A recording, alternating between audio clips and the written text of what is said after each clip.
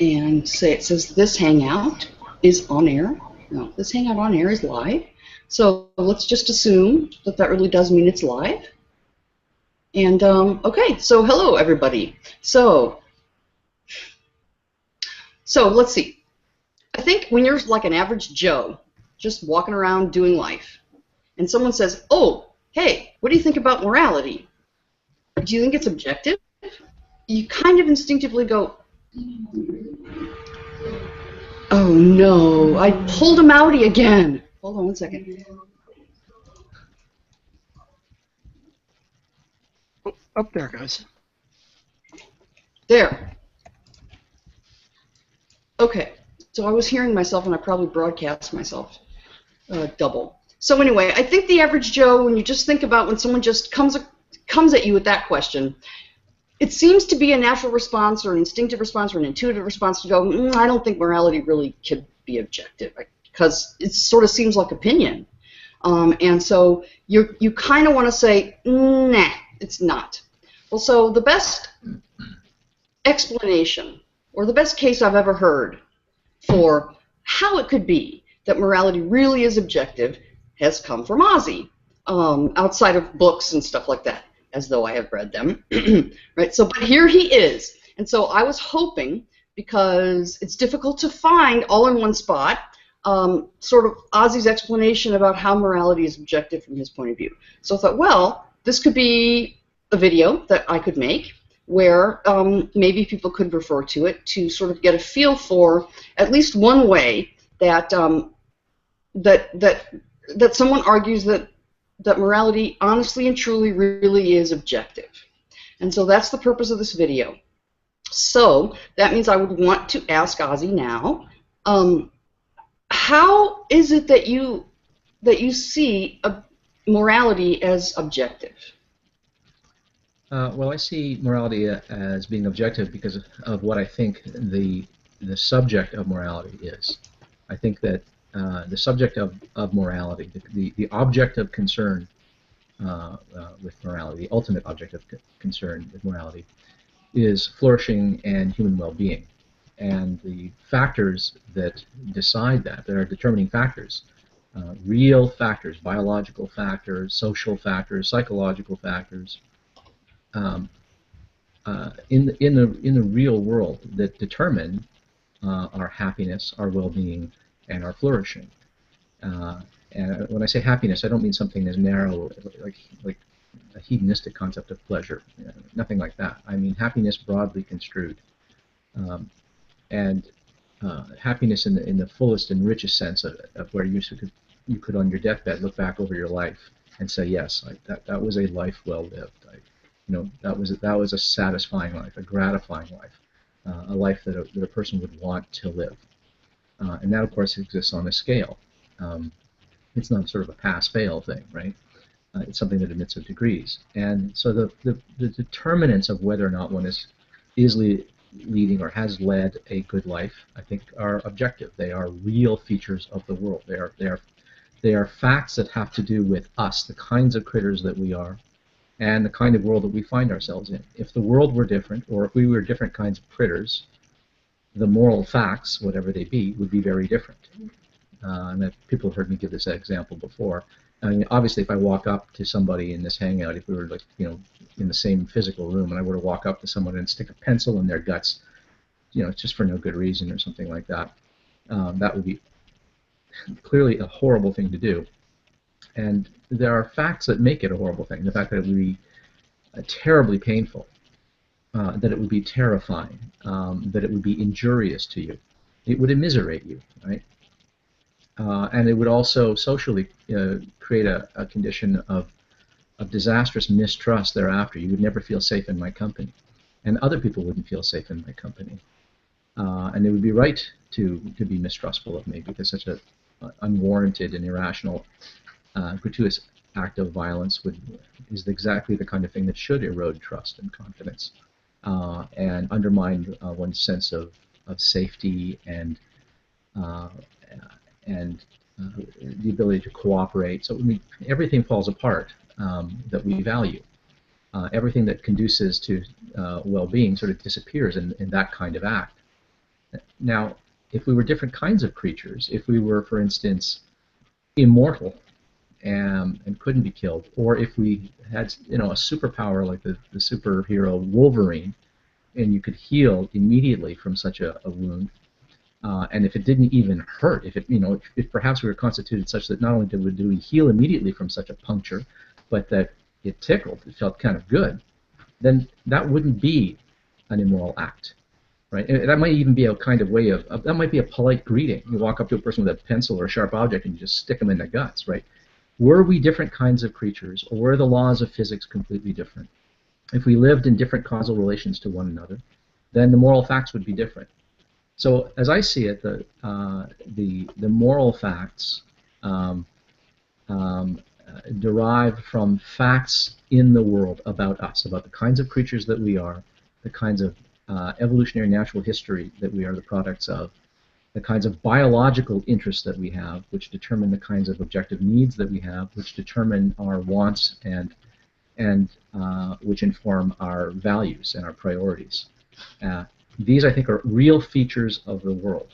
It is a real fact that we can suffer and that we can be made happy, that we can be frustrated and that we can be gratified, and there are real and predictable consequences to our actions, and we have a capacity to deliberate between different courses of action, and we can consequently rationally, on the basis of experience and good reasoning,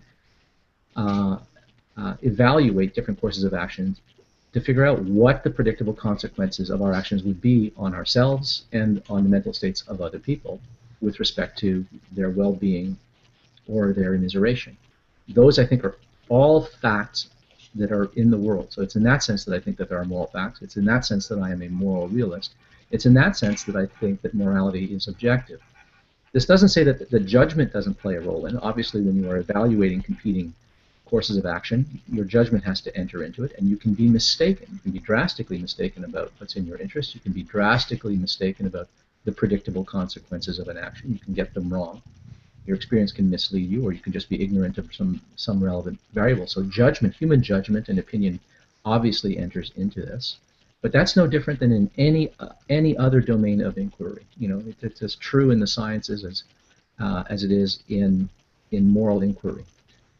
So that's the sense in which I think that it's objective. And there's one last thing I would add.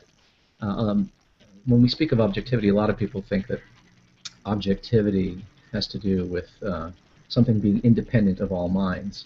And yeah, so this was going to be the very next question that I was going to put to you. Okay. So I start to hear what you're saying. I'm following along, and I'm thinking, yeah, but is that really objective? I mean, when people ask questions, sort of philosophical type questions about objectivity, they are kind of asking, it seems, independent of any mind, right? So like a rock would be a rock if there was nobody around, if there were no minds around.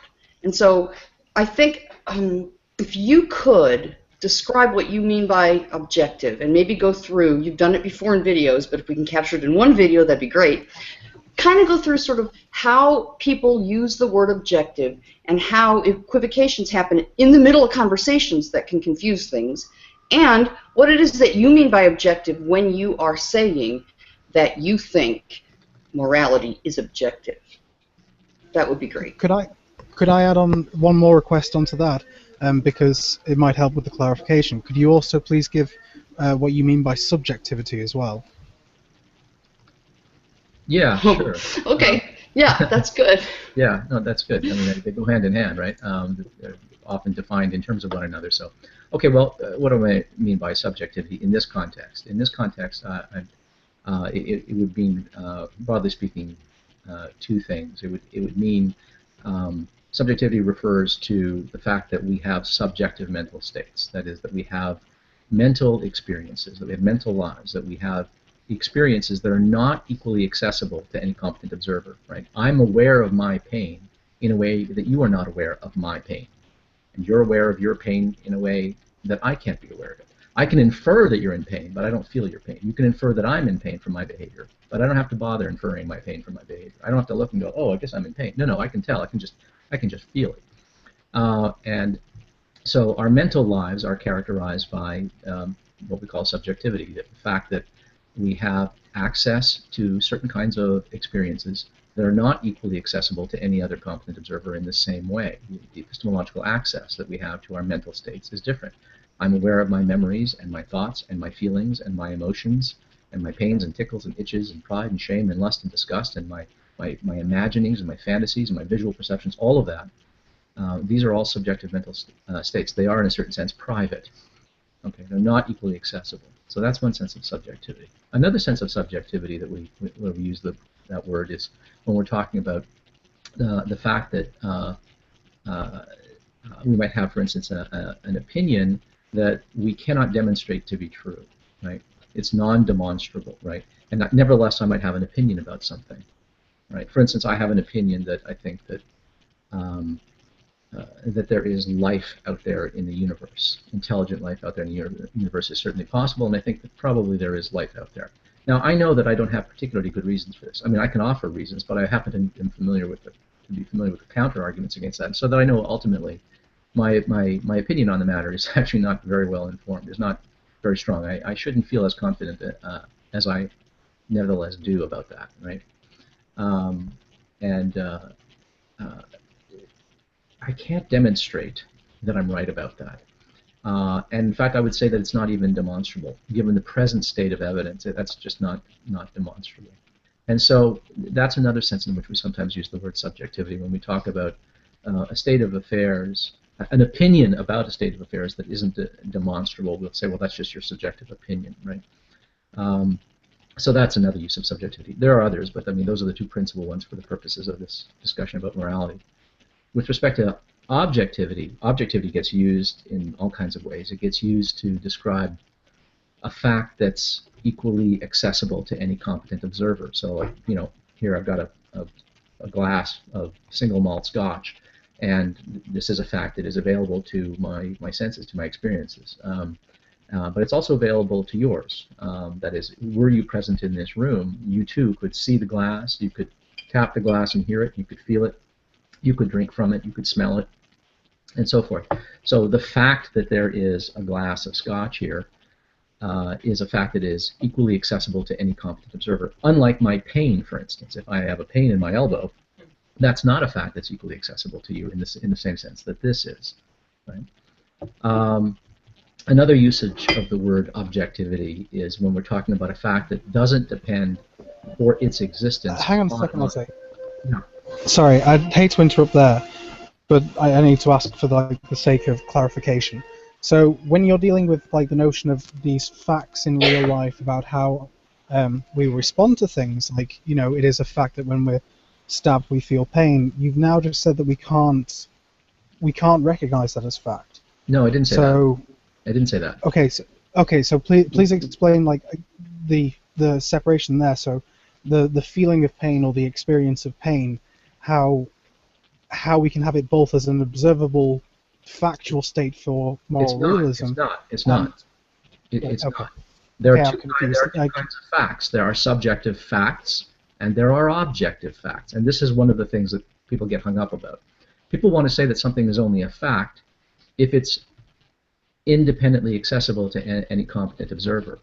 Okay? But look, if there were no other person in the world, if it was just me, right, there'd be no one to corroborate independently by any other means that I'm in pain or that I'm hungry, or I don't need another person to look at my behavior and infer that I'm in pain, or infer that I'm hungry, or that I'm experiencing lust, or that I'm sleepy, right, or that I have a headache or whatever. It is an objective feature of the world. That is, it is a real feature, objective in the sense of real. It is a real feature of the world that we have subjective mental states. That's another usage of the word objective. Right? It is an equivocation. This is a highly equivocal term, this word objective. We use it in all kinds of ways. Sometimes we just use it to mean something that's real. In fact, I'm inclined to say, it's echoing the philosopher John Searle, that the existence of subjectivity is an objective fact. Right? It's a real fact, and it's objective in the sense that it's known to all of us. You know what pain feels like. I know what pain feels like. You know what hunger feels like. I know what hunger feels like. You know what shame feels like. You know what it's like to remember something. You know what it's like to forget something. You know what it's like to there's all kinds of things, right? These are facts that are intersubjectively available to us. Okay, I don't feel your pain, I don't feel your hunger, I don't feel your shame, I don't feel your memories, right? But you have them and I have them. Okay, so these are subjective facts. These are facts about us. There's two kinds of facts. There are facts that are equally accessible to any competent observer, and there are facts that are not equally accessible to any competent observer, but are accessible privately. But each of us has access to those facts, our own, right? So there are subjective facts and objective facts. The word fact and the word objective don't mean the same thing. A lot of people will try to insist that you can only speak of facts if you're speaking of objectivity. Well, now you're excluding a whole realm of fact. Indeed, every fact that is objective is mediated through our subjectivity. Everything that you want to talk about as an objective fact as a matter of fact, mediated through your subjectivity. And so whenever people try to equivocate between the word fact and objectivity, they don't realize the little shell game that they're playing with themselves and how they are duping themselves into forgetting an entire realm of facticity, namely the realm of subjective facts, which provides our epistemic access to those allegedly mind-independent facts. So that's how I would address that. I hope that answers the question. So that's another new distinction, that there are such things as subjective facts, because then that calls into question what is meant by fact. But real quick, it sounds like what you're saying is that about subjectivity, one thing is objectively true. Subjectivity exists in all creatures that are of moral concern. So that is an objective fact, that all creatures that we care about with respect to sort of how to treat them morally, or when we talk about moral things, all of those creatures objectively have subjectivity themselves. Right. Right. So that's something objective about the subjective nature of creatures that are of our own moral concern. Yeah, I mean, it sounds a little puzzling to say that, because sometimes, I mean, very often when we use the word objective, we're using it to distinguish a certain type of fact from the subjective fact. So to say subjectivity is itself an objective fact sounds almost like a contradiction, but that's only if you're insisting on a certain use of the word objective, right? There's another usage of the word objective where we're talking about a state of affairs that happens to be the case, right? And if you use objective in that sense, in the sense of real, actual, right?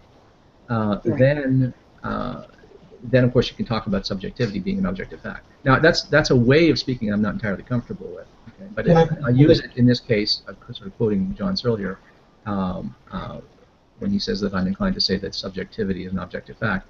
I'm not entirely comfortable with that usage, but it's just to highlight the reality of subjectivity. Subjectivity is a genuine fact, a genuine feature of reality, and it is the means by which we actually have access to facts that are intersubjectively available to us, the ones that we would call objective.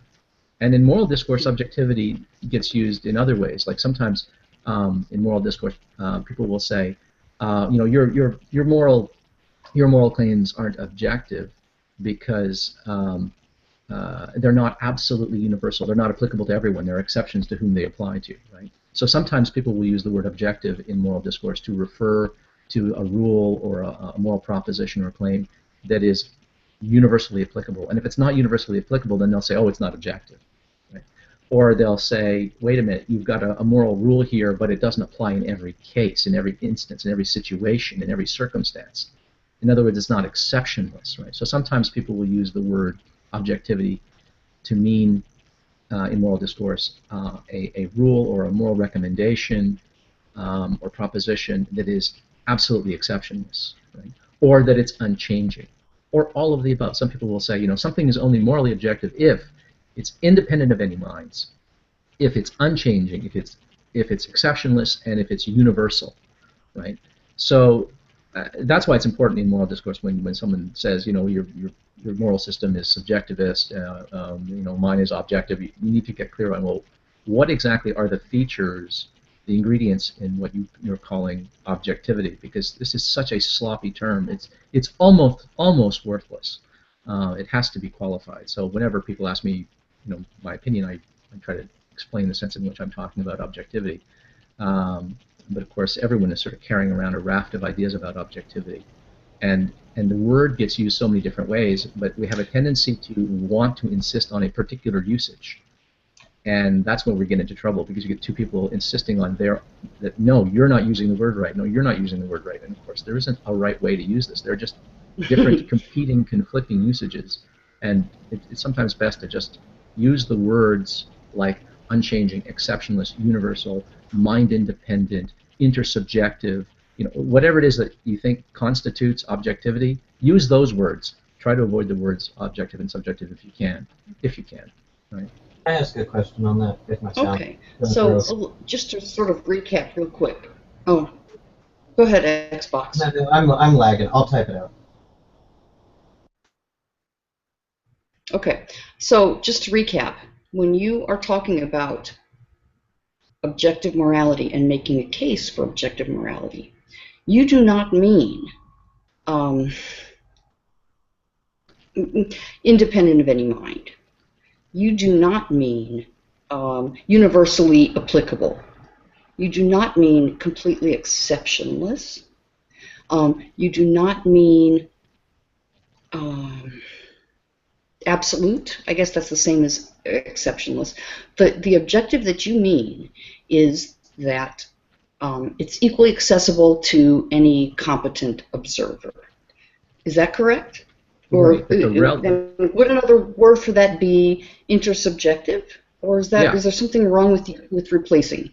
No, I think intersubjective availability is what I'm talking about. You're exactly right. When I'm saying that morality is an objective matter, what I mean is that the factors that determine whether or not a course of action is moral or immoral, or that one course of action is more moral than another or less moral than another. It's not either or. I don't see it as pass fail 0, 0, 1, but binary. I see it as things can fall along a scale of more or less moral, or more or less immoral.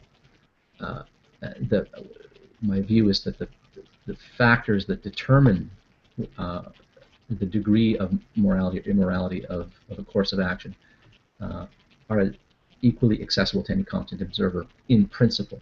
That's not the same thing as saying that it's easy to demonstrate, or that it's always demonstrable. I mean, I think that there are some courses of action where we're simply up in the air about whether or not it's moral or not because we don't have the relevant facts. So we don't have enough information, and it could even be impossible to ever get enough information. But theoretically, if we had all that information, then we could. That's right. Come to these conclusions whether or not a particular moral proposition is true literally or false literally. Right. Let me just give you a simple analogy here. Okay. Look, the number of electrons in the universe at any given moment is finite. People have heard me give this example as well. At any given moment, the number of electrons in the universe is some finite number. In any particular moment that you choose, okay, the number of electrons is going to be finite. Now, it's going to be a very, very large positive integer. Is it an even number or an odd number? I don't know, but it's going to be one or the other. So I already know something. It's either an even number or an odd number, and it's going to be a positive integer, and it's going to be very, very big, right? That's as much as I can know. In principle, we might be able to know that number, right? I mean, physics might advance to such a state that we're at some point able to know that. But right now, it's a fact that we don't know. And I think that moral facts can be the same way. I think moral facts are to be discovered. They rest on other ordinary empirical facts. It's like answering a question in economics, right? If I ask, what is the best course of action for our economy? Should the Bank of Canada raise interest rates or lower interest rates to stimulate the economy, right? Well, there are going to be a number of variables in our economy that determine whether or not that's the right course of action, whether or not that course of action will in fact stimulate the economy or hurt the economy, right? That might be a question that's very, very hard to answer. Nevertheless, there's an answer. There might not be any economist or set of economists who understand the variables well enough to get that right, or they might not get it right. They might get it right, but for the wrong reasons. But there is an answer to that question. It is answerable in principle, and I think that moral claims, to the extent that that they are a function of the kinds of critters that we are and the kind of world that we live in, and the predictable consequences of our actions on our mental states and how that affects our well-being. That means that there are facts in the world that bear on the truth of it. In other words, there's a fact of the matter about whether any course of action is right or wrong, or more right or wrong than another. But that doesn't mean that because that those questions are in principle answerable, that we have some kind of quick and dirty decision procedure, and that we can just point to it and say, well, this is the answer, right? No more than in economics. I mean, it's really hard in economics you can get 10 economists in a room looking at the same facts and disagreeing about what the next thing is that should be done to improve the economy. And then after the fact, half of them will say they got it right, even if they happen to disagree on what should have been done, and if they disagree in their analysis, right? In other words, it's messy, it's complicated.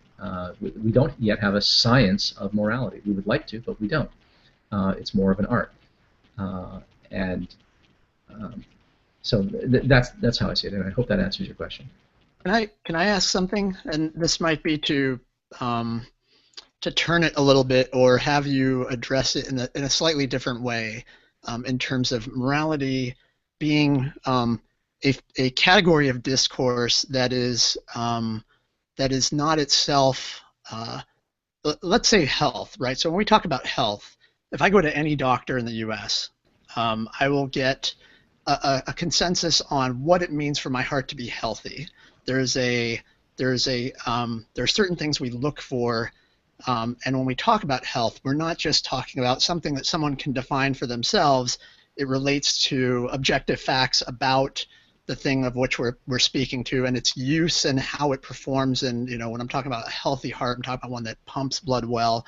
I think a lot of people get hung up on morality because as an area of discourse, or as a category of in terms of behavior, they see it as I think as a definition for morality. What constitutes the area that we discuss in terms of morality?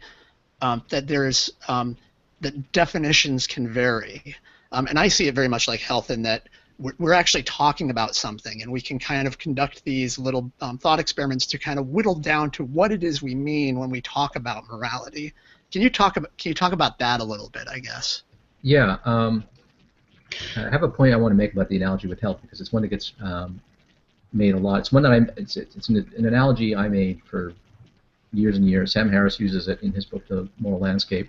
It's just been around there for a long time, this analogy, especially among people who are interested, as I am, in virtue ethics and the concept of flourishing.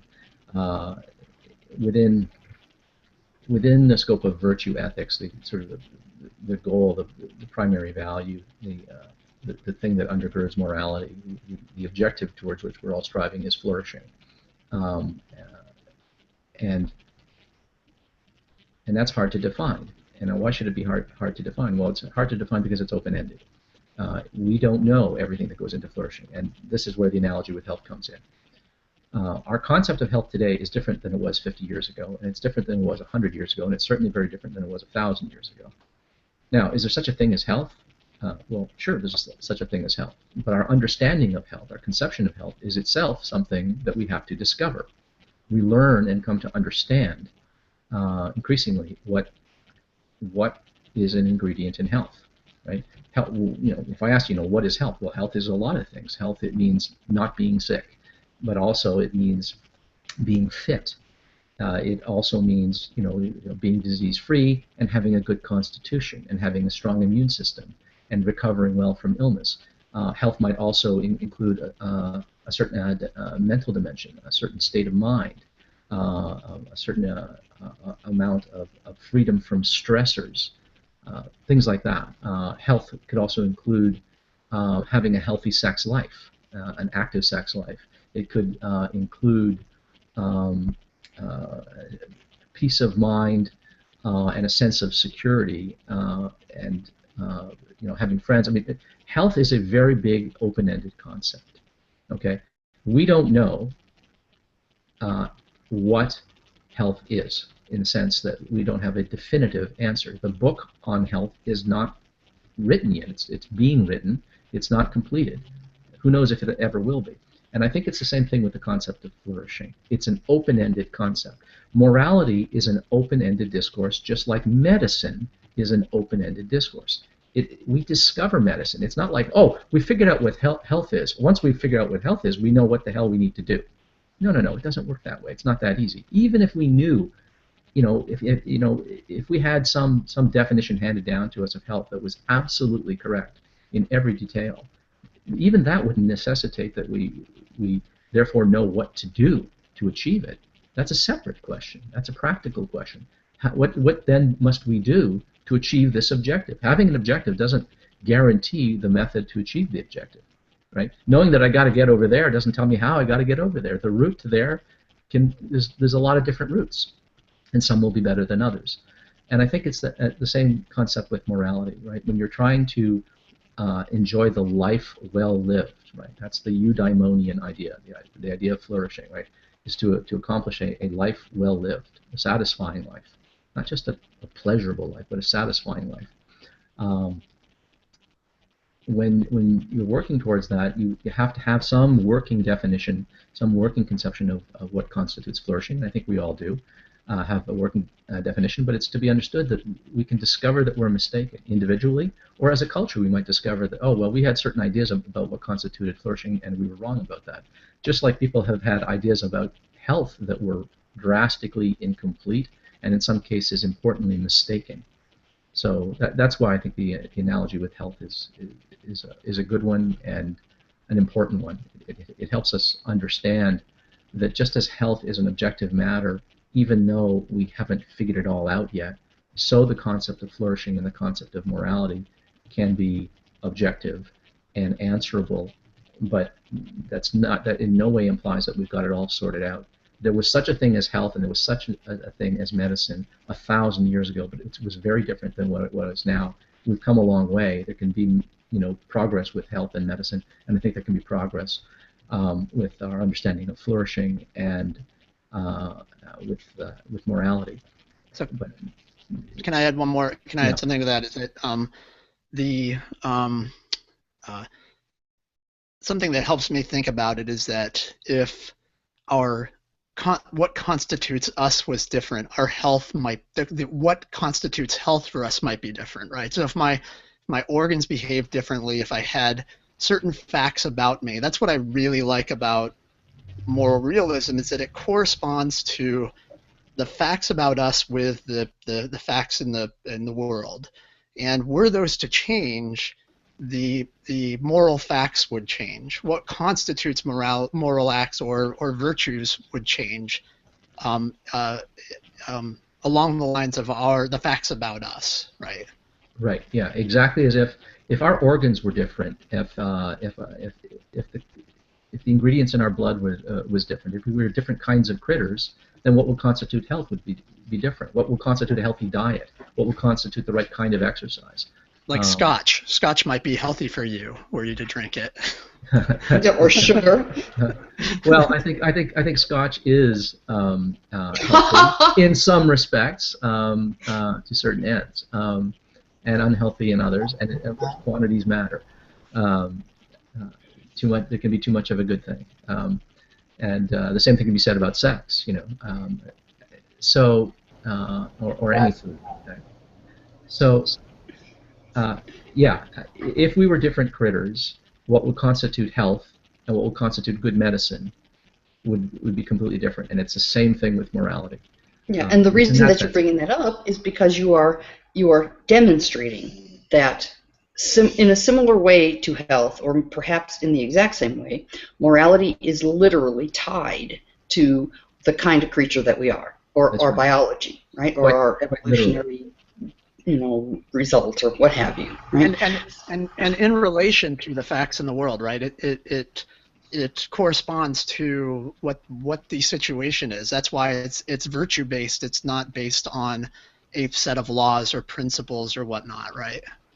Right. Well, I would think that that would be a matter of opinion, or a matter of interesting that I said that.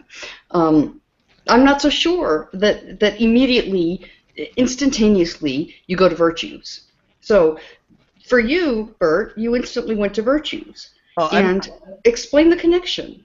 Oh, that I you only made. meant, well, yeah, and I could probably get into that. But what I meant by that was that as the state of affairs, it is a relationship between yourself and someone else and the context, right? It's always within the context of the state of affairs. Okay. And I think that's what I find interesting about it, because it isn't I see it as a fact, but it's relational to the situation. So whenever anyone comes up with objections, I tend to find that it's kind of ignoring the context or taking that aspect out and trying to criticize it or critique it absent somebody will offer something without the full context. So you can't make a determination or an evaluation based on the virtues, which I use, because I don't understand the context. We get into the lying, talking about lying, and when it's virtuous or when it's not, and that sincerity is really what we're talking about. We're not talking about accurately representing the case, right? Right. So you can have situations where you're doing something as a favor for someone, they're unaware of it, and you're purposely misleading them, but it is out of a sincere desire to see good for them, right? To see them benefit from this.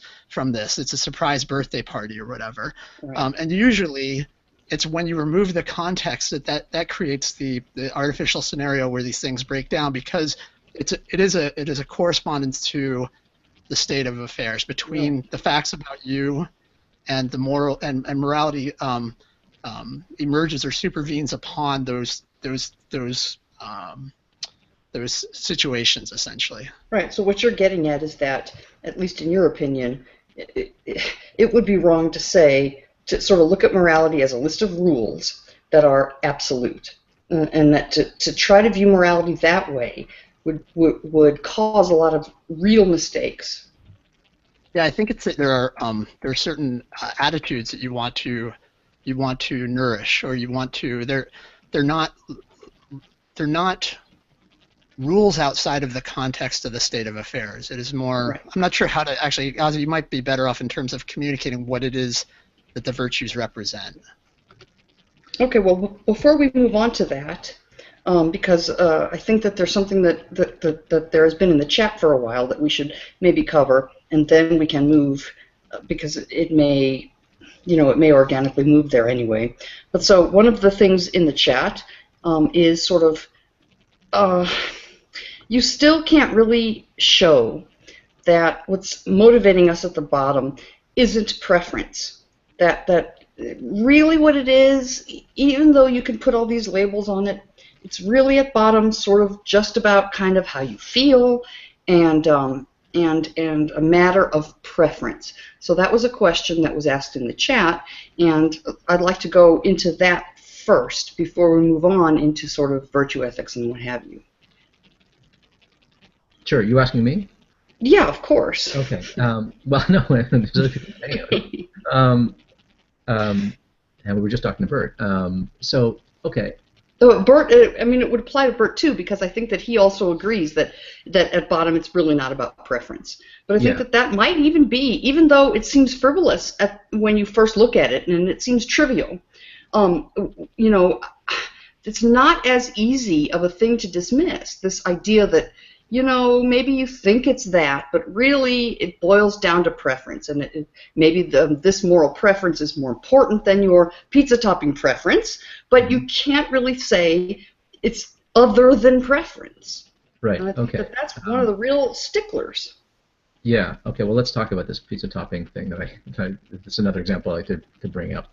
Yeah. The other one is like ice cream flavors, right? Right. Ice cream flavors. Yeah. Right. Yeah. So there's a theory of morality out there called emotivism that says that, listen, there are no moral facts. There's in fact no right and wrong. All there are people's preferences. To say that such and such a thing is wrong, that rape is wrong, or infanticide is wrong, or genocide is wrong, or lying is wrong, or defrauding people is wrong.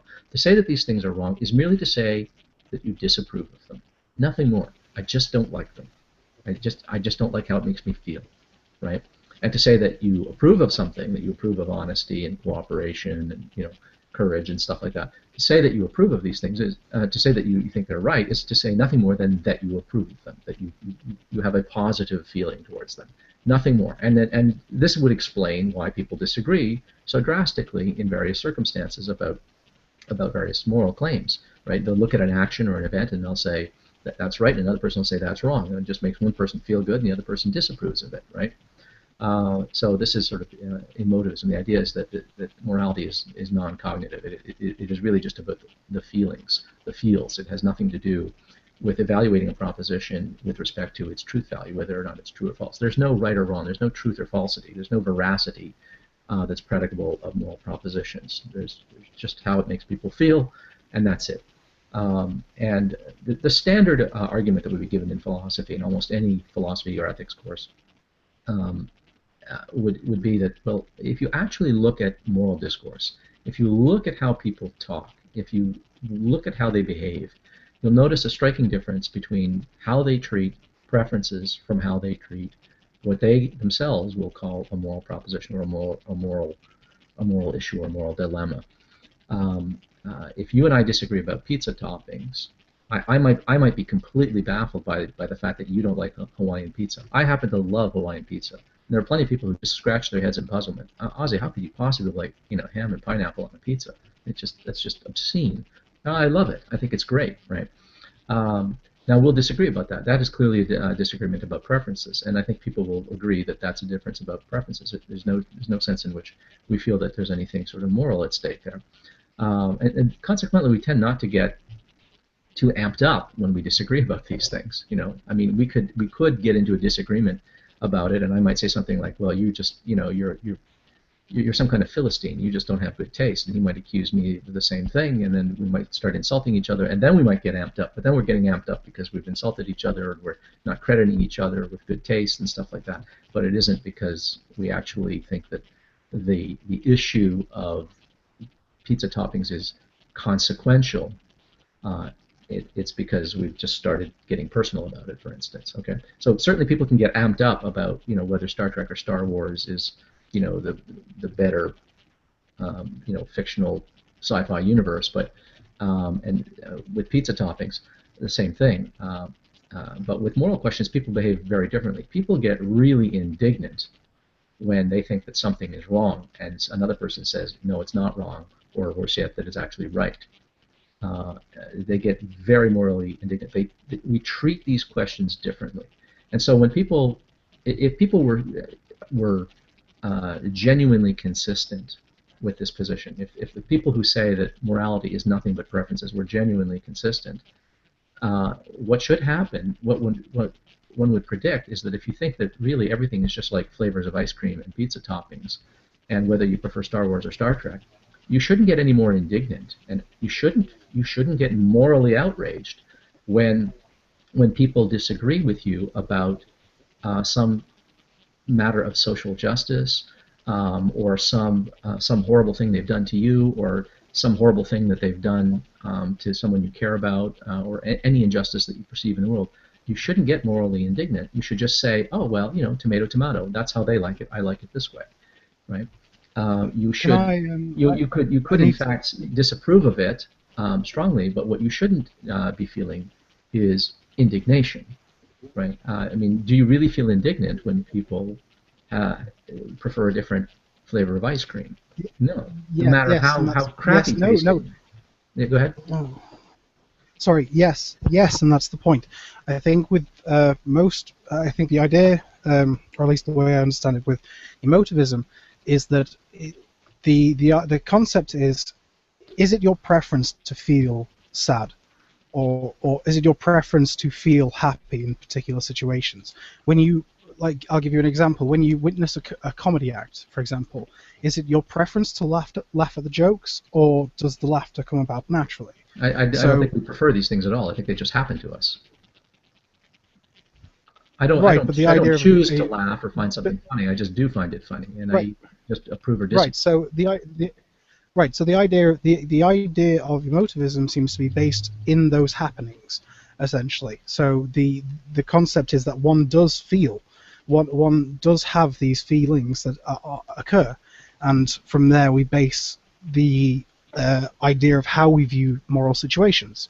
I don't think you could have a moral situation if you removed the feelings, if for a better term, the feelings from it.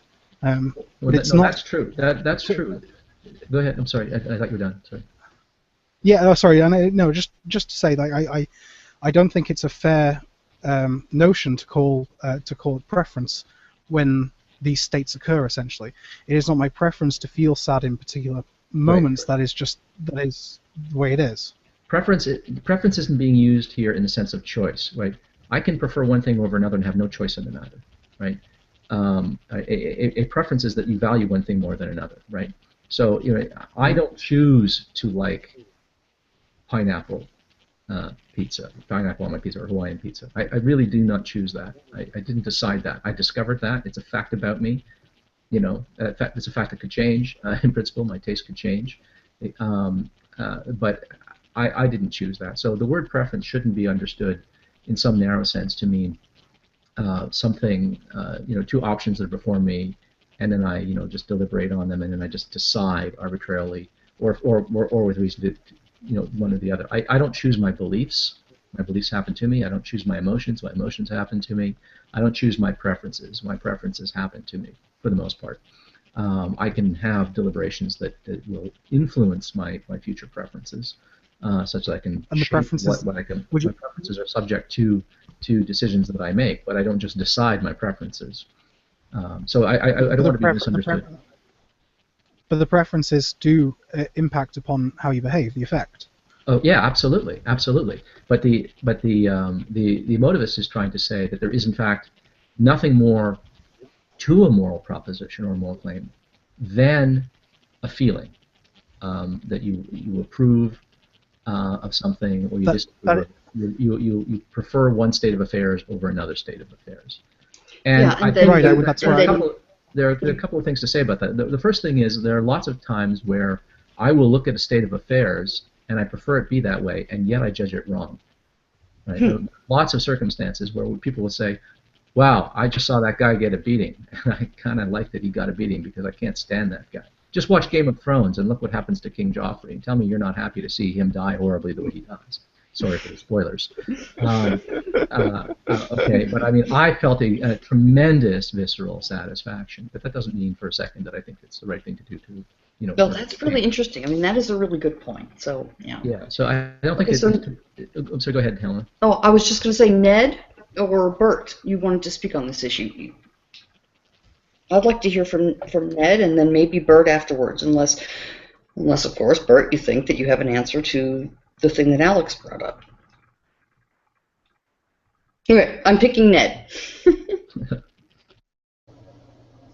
going to do a quick mic check. Am I back to speed?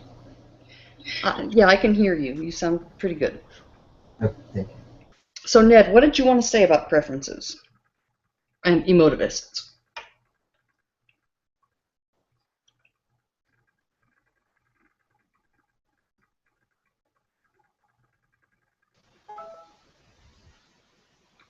Is everyone frozen?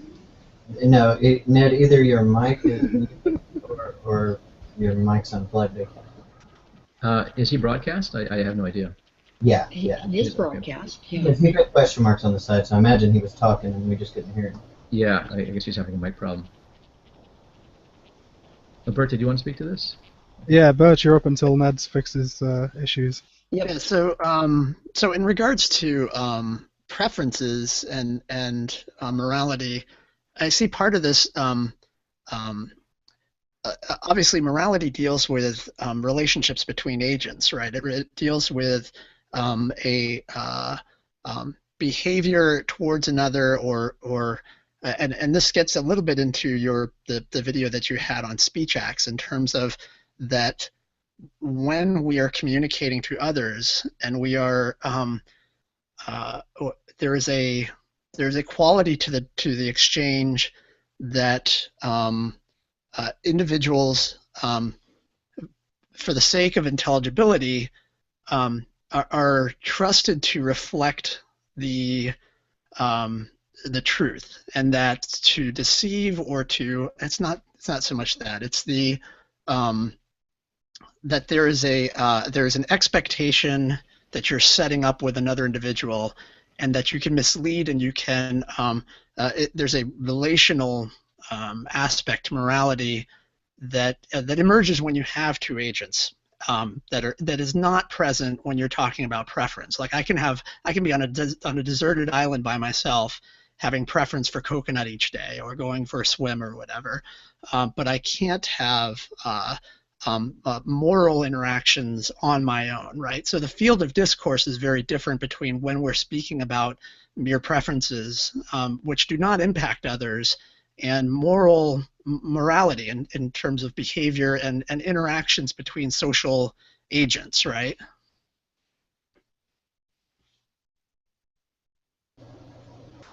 Does that make sense? Yeah, it makes sense to me. I mean, the business of preferences is really attractive, right, to some people, right? The fact that people disagree so profoundly about moral conclusions so often, and that there isn't a decision procedure that we can appeal to and say, okay, well, hang on, let's just settle this, let's just, use the agreed upon procedure for arriving at our moral conclusions, right? There's no such procedure, right? The fact that we have no such procedure leaves people to despair and think, there's no there. There's no fact of the matter about morality, right? But you could say the same thing about economics. You can't get 10 economists in a room to agree on basic facts about the present state of the economy and what should be done and what will happen next. And then you can talk to them a week later after things have happened and say, so how do you think it happened? How do you think your predictions went? And they'll probably all tell you that they thought that it went right, that they predicted correctly, and that any apparent discrepancy was just because there were some mitigating factors that that led them to seemingly mispredict and stuff like that, right? There's no quick and dirty procedure for answering moral questions, and this leads people to despair and think there's no there. But I don't think that follows. I mean, it'd be like saying that there's no such thing as health. The concept of health is a nonsense concept, and that there are not better and worse ways to eat, to exercise, to live, and things to avoid if we were living, 10,000 years ago before there was any kind of medicine, right? Or 100,000 years ago, or however far back you want to go. Look, there would have been answers. They just weren't available to the people at the time.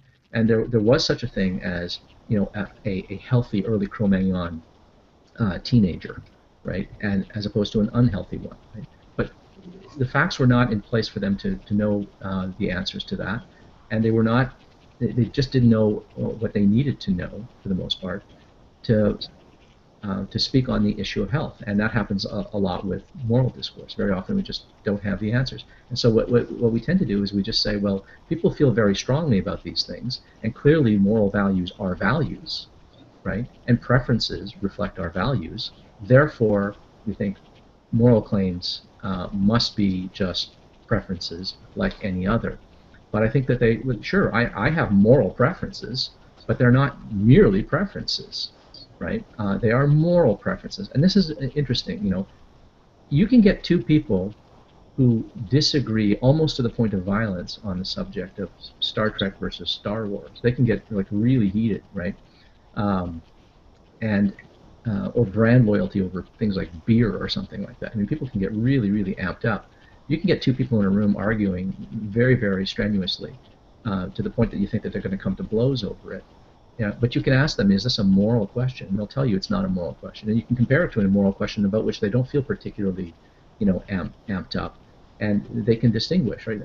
You have to ask yourself, wait a minute, people themselves distinguish between their moral values and their other values, their moral preferences and their non-moral preferences. We've done sort of studies, kind of revealing little studies. What do you put the distinguishing marker on that for? Like, I see the distinguishing marker a little different, I think, than you do on that. Well, the distinguishing marker, I would say, is, well, I'm just going to get to that in just a sec. They did these experiments with children where they asked small school children that are like in kindergarten and first grade, you know, if you're not allowed to do such and such a thing, right, in class, right, and it's some mundane thing. There's some rule, like you're not allowed to leave the class without the teacher's permission, right? You're not allowed to leave the class without teacher's permission, right? Yep, that's right. But if the teacher gave you permission, would you be allowed to leave? Oh, yes, I'd be allowed to leave. You know, kids understand that, right? But then you ask them, are you allowed to hit little Sally, just walk up and smack her? No, I'm not allowed. Does the teacher allow that? No, the teacher doesn't allow that. What if the teacher gave you permission? Even then, kids understand that, no, that's still not permissible. You know, they know that they might get away with it if the teacher gave them permission, but they would still know that it's wrong. What's going on there? Even at a very early age, we distinguish between the things that we would prefer and the things that we think are right and wrong, and we distinguish between things that we should not do because there's a rule, and things that we should not do whether there's a rule about it or not. Kids are able to distinguish between things you're not supposed to do. Now, of course, this is in part learned, but there appears to be some kind of capacity to make this distinction. Now, what is the basis of this distinction? I think that children at some point begin to apprehend what we all have come to apprehend about morality, which is that morality is about the well-being of other people. Whether or not I leave the room with or without permission doesn't affect the well-being of other people, right? And so it's not a moral question. If it did affect the well-being of other people, if you imagine a situation where whether or not you leave the room with or without permission affects the well-being of other people, suddenly it becomes a moral question, right? Yeah, maybe we don't. Walking up and hitting Sally for no damn reason is clearly going to be consequential to her mental state and her happiness, and to your relationship with her and how other people view you and how other people view her. All of a sudden, that is therefore a moral question. If slapping Sally was no more consequential than just, you know, tapping your pencil, you know, for 30 seconds in the class and didn't bother Sally or anybody else more than that, we wouldn't think that there's anything moral about it. Something becomes a moral preference or a moral value precisely because it's the kind of value where the predictable consequences of your actions bear on the well-being of the mental states of a sentient being. Right? No, that's good. Right there is where the issue comes for me. That I see. We don't disagree on what the distinguishing marker is, but that distinguishing marker doesn't change in my view, the preference that I have for the pineapple on the pizza as opposed to the preference I have for some moral question. All right. So, in other words, in relation, it's just changed the relation to it. In other words, if I'm right, all of that being true doesn't mean necessarily that it's not coming from emotion. Yeah, no, it doesn't mean it's not coming from emotion. We have moral emotions. We have moral emotions like empathy. We have moral emotions like guilt, right? We have moral. Here's a moral emotion I don't even know the name of. That feeling, that great feeling you get when you help someone and you didn't need to. You know you've made their day brighter. That is a weird feeling. Mm-hmm. I don't know. It's a shame that we don't have a word for that. I can't think of it. But there's a certain gratification that comes from having done a random act of kindness. You know, it's just like going to Starbucks and like buying your coffee and saying, you know, here, you know, throwing down a couple of bucks and saying, buy the next guy's coffee. It's on me. You don't even have to tell him who it's from, right? That feels great. I don't know why that feels great, but that feels great. Yeah. We should ask the Germans. I bet they've got a name for it. They probably, they came up with Schadenfreude, for instance. Exactly. Which is a great one. They probably have a word for that. But anyway, so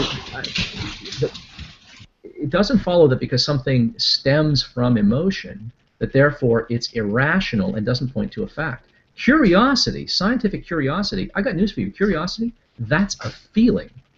That's a feeling that will torture you if you don't satisfy your curiosity sometimes. Curiosity, inquisitiveness, right? Altruistic bliss.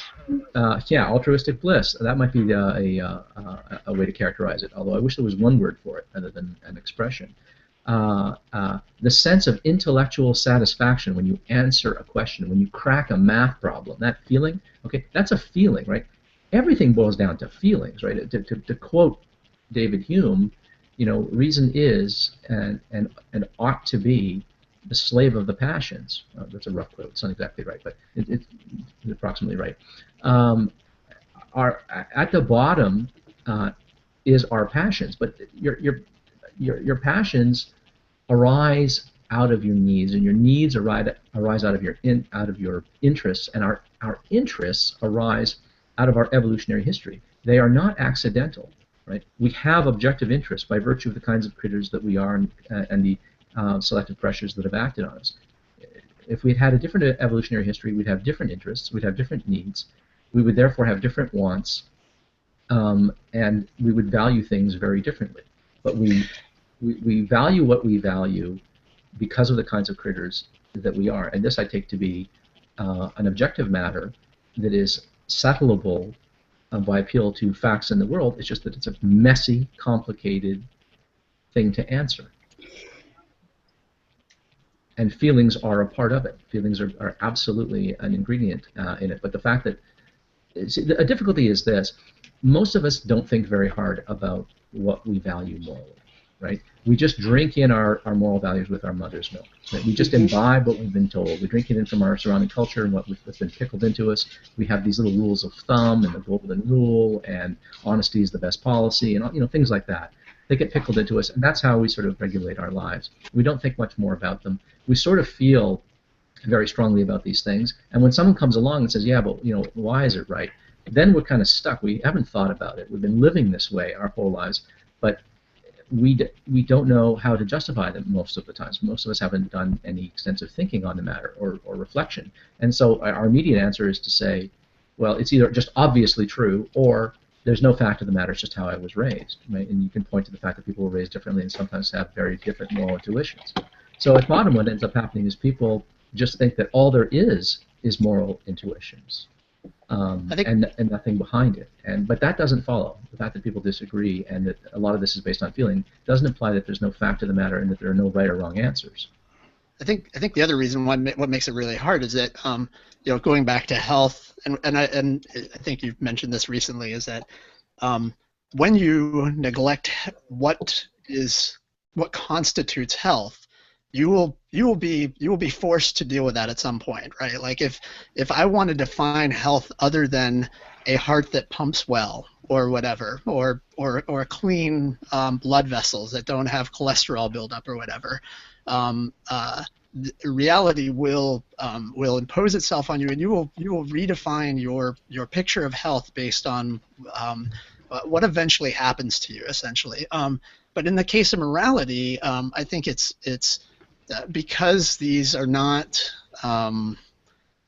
direct correlations that are readily available to us. It's much trickier to diagnose and define what it is we're actually talking about. It becomes much more nebulous, and so we don't see the correlation that the flourishing or life well lived or the happiness, the satisfaction that comes from fostering a virtuous existence, that it's that those things yield a satisfying life and satisfying interactions, and it's a lot different. It's a lot less direct than health, for instance. You could define health otherwise, but your definition will be revised by what you experience as a result of taking on that definition that is not useful, a useful definition, right?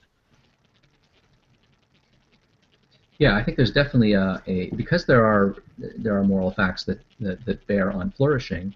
There's feedback. You can get feedback from life itself about how you live your life, on whether or not you're on the right track. If you're not living according to the virtues as I see it, and let me list a couple of the virtues. Things like prudence and temperance or self-control, justice. Courage, friendship, solidarity, charity, generosity, openness, honesty, cooperation. I mean, these are considered virtues, right? They all exist on a sliding scale. So for prudence, that's sort of like right in the middle of timidity and insouciance, and fortitude or courage is like right in the middle of rashness and cowardice, right? So these things, the so-called virtues, are knowing how to live such that you don't, that you occupy the middle between these extremes, and that if you know how to do that, that guarantees, in the broadest possible range of cases, the best possible outcome. And if you don't, you're going to be unhappy. I mean, if you are someone who is closed-minded and a liar and uncooperative and cowardly and overly timid and impatient, and if you embody all of these vices, you're going to have a problem. Your life is going to be miserable. You're going to make others miserable around you, and people are just they're not going to be able to stand you. But imagine, though, that you embodied the so-called virtues of prudence and justice and fortitude and self-control and gentleness and friendship and solidarity and charity and humility and openness and honesty and cooperation, right? I mean, who could not love such a person, right? Those people are lovable, right? We can't help but love those people. Someone who actually embodies those things, right? A person could have done something terrible to you, and yet if they embodied these virtues and you came to know them, you couldn't help but admire your enemy, right?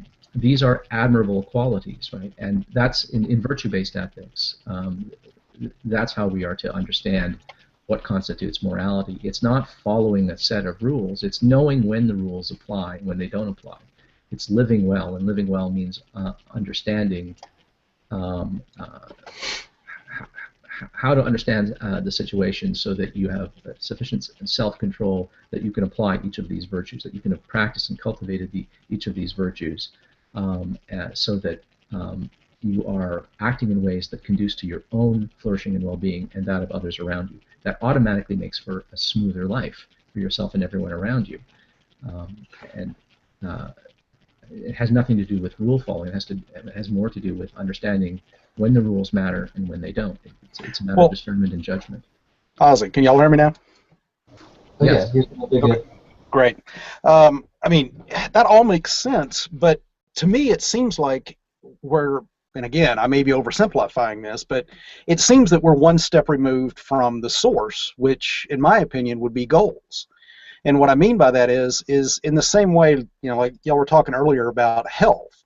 Well, when you define health, depending on who you are as a person, it can be vastly different. You think of what a healthy, let's say, long-distance runner would, how they would be considered healthy versus a sumo wrestler, power lifter, those type of guys. So I think that until you can drill down and see what the goals are, even from a virtue-based ethics platform like you were talking before, it would seem that your goal would be to have as smooth and non-confrontational a life as you possibly could. Whereas, I mean, I think we all know that, albeit outliers, there's still those people that don't value that. They want to cause harm. They don't want to live the non-confrontational life. In fact, they go the opposite direction.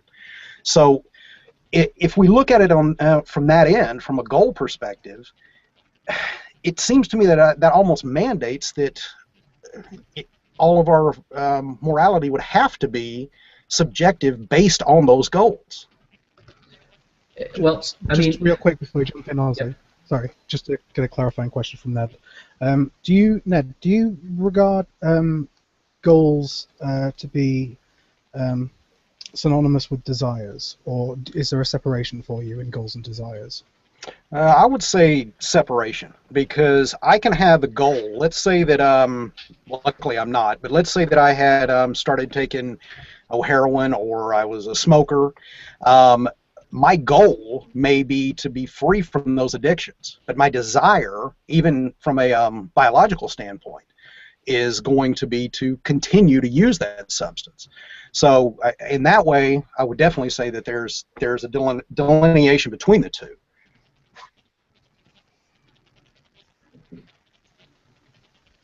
I'm not sure I entirely get where you're coming up with the delineation. So Well, okay, I can think of it like a smoker. I mean, most people understand that smoking is going to, well, again, if your goal is to live live long and healthy life, they know that smoking is non-advantageous to that goal. It's going to, it's going to harm you. It's going to cut your lifespan short, and perhaps even if it doesn't, it's definitely going to make your quality of life not as healthy or happy, or however you want to, whatever term.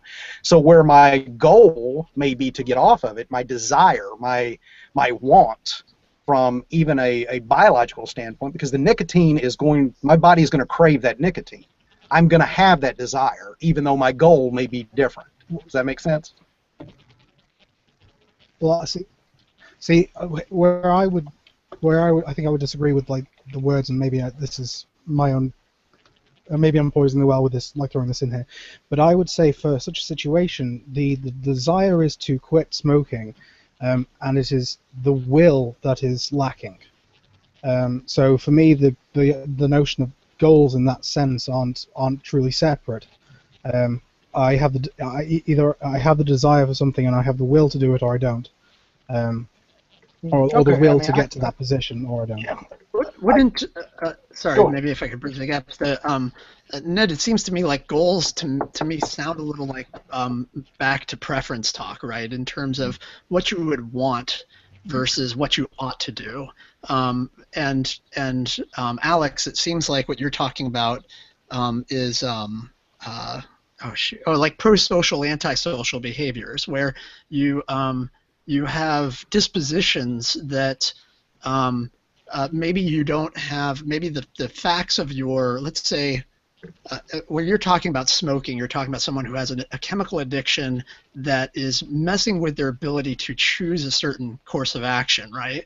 And in the case of morality, you could have individuals who have a mental, they're not able to process individuals the way other people do, and so it manifests itself as as antisocial behavior, right?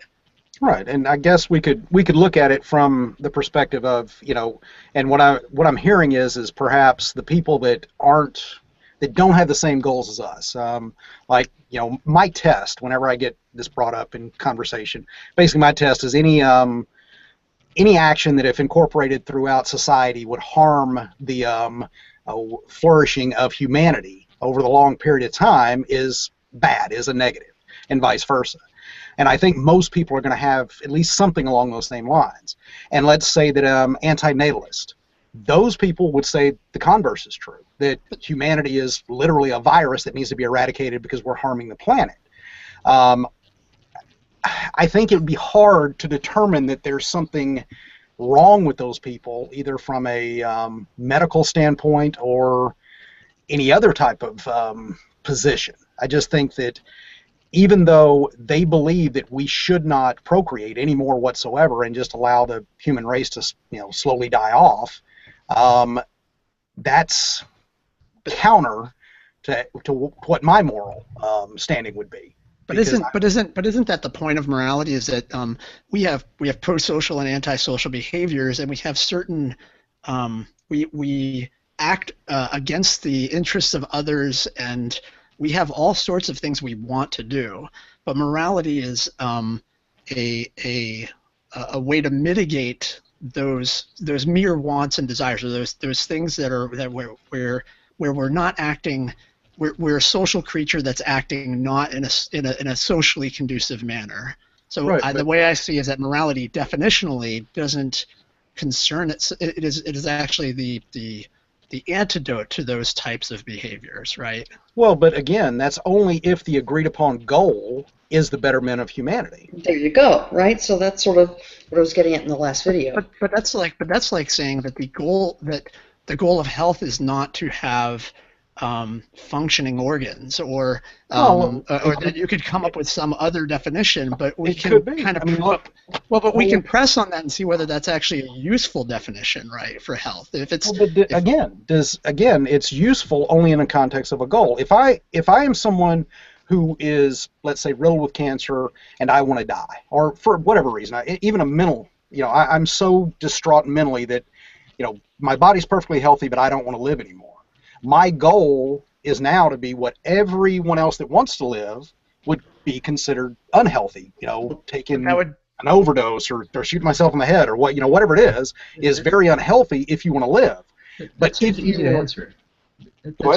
That seems to be that particular kind of example seems to me to be fairly easy to answer from the standpoint of someone who posits flourishing, right? It sounds paradoxical at first because we're all trying to live, right? It would seem, right? Right. More or less, we all seem to be trying to live, and then along comes someone who's not trying to live, and it's easy to make yourself think that your ultimate goal is to live. Well, no, it's not. Okay. People don't want to live who are in absolute agony. I mean, if you're a burn victim and you're covered from head to toe in burns, it is not your ambition to continue living in that condition. Okay, that's just too painful an existence to bear. Right? Those people do want to die, right? And you don't have to be physically damaged. You can be psychologically so distraught that it's literally insufferable and you want it to end, right? But this goes directly to the idea of flourishing. You're not flourishing when you're in that kind of mental or physical torment. When you're undergoing those kinds of torment, you are languishing. The very opposite of flourishing. When people languish, they want to end the languishing. The closest that you might be able to get to flourishing is not languishing, and that might mean death, right? So it just seems to me that there's no difficulty. Those cases, although their goals are different than the goals of most people because of their unfortunate circumstances, is perfectly explained by their circumstances, and is still perfectly consistent with wanting to flourish. And in this case, move as far away from languishing as possible in the direction of flourishing. And sometimes death is as far as you can get towards flourishing. Right? It is possible to have lived a life that is, full and happy, and then get to a point where your body is just decrepit and falling apart. And the decrepitude is ever accelerating. The quality of your life is degenerating. You're losing your mind. Everyone that you care about around you has died, and you're starting to feel, lonely and isolated and burdensome upon everyone else. The amount of enjoyment that you're able to derive from just being in the world diminishes day by day, and you can fall into despair, and then you can realize, you know what, time to check out. Right? The overall story of my life will not be as happy if I keep on living. So that seems to me not a counterexample to the goal of flourishing. And again, again, my examples may be off, and going back into the morality. And using, like you said, the virtue ethics and flourishing, again, it would seem that stating, I guess, in some people's opinion, would be arbitrarily that flourishing is the ultimate goal, the ultimate what we ought be doing, if you want to call it that way. Well, can I just say one thing there about?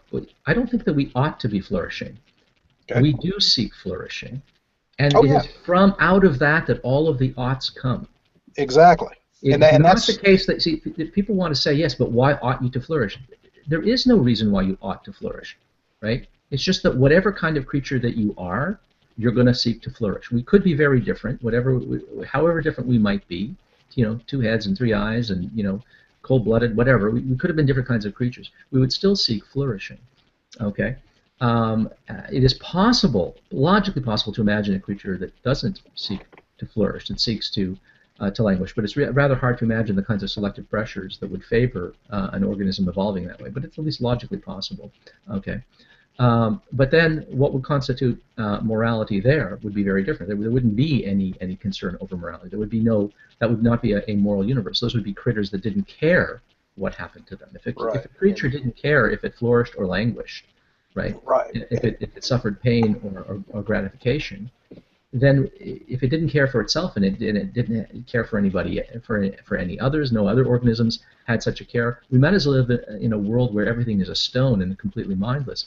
The courses of action, if your courses of action didn't have any bearing on your well-being and the well-being of others, then the moral questions don't arise. Moral questions arise because there are creatures that it's something to be like. It's something to be like Ozzy. It's something that it's like to be a bat. There's something that's like to be a lobster, but there's nothing that it's like to be an artichoke, and there's nothing that it's like to be a stone. The objects of moral concern are always sentient creatures that have mental states, whose mental states can be affected by the predictable courses of actions of agents, right? But I think that would go back to what I was saying, is that, you know, if we're going to allow for there could be a condition where flourishing is not what the goal would be, and just you know, existing and existing in a benign state to where it doesn't matter if we exist or not. It's just we're there. Mm-hmm. That, I think that if we allow for that possibility, and again, I agree with you, the selective pressures would be pretty interesting to try to figure out. But if we can even allow for that, even at a thought experiment level, I think that puts the flourishing part as a goal of the species, regardless of how the goal was adopted by the species or even forced upon us. It's still a goal, which means if we can change the goal, like you said, we should be able to change the moral construct, which would follow that. Then that makes everything into a subjective state. Well, hang on. It doesn't make everything into a subjective state. That move is where I would stop you. That is a non sequitur. That doesn't follow. Okay. I mean, okay. Here's the first thing: that it is possible, logically possible, to conceive of organisms that are indifferent to what we would call flourishing and languishing. Let's just say they don't care about their mental states. They have mental states, but they don't value one over the other. They don't prefer pain, or one mental state over another. They just don't differentiate between things that are pleasurable or unpleasurable or whatever. Right? Those are creatures that live in an amoral universe. Right? If the universe was filled with only such creatures, they were sentient beings, but they just couldn't be. They couldn't be gratified. They couldn't be immiserated. Nothing that anything they or anybody else did could affect their mental state in a way that was positive or negative.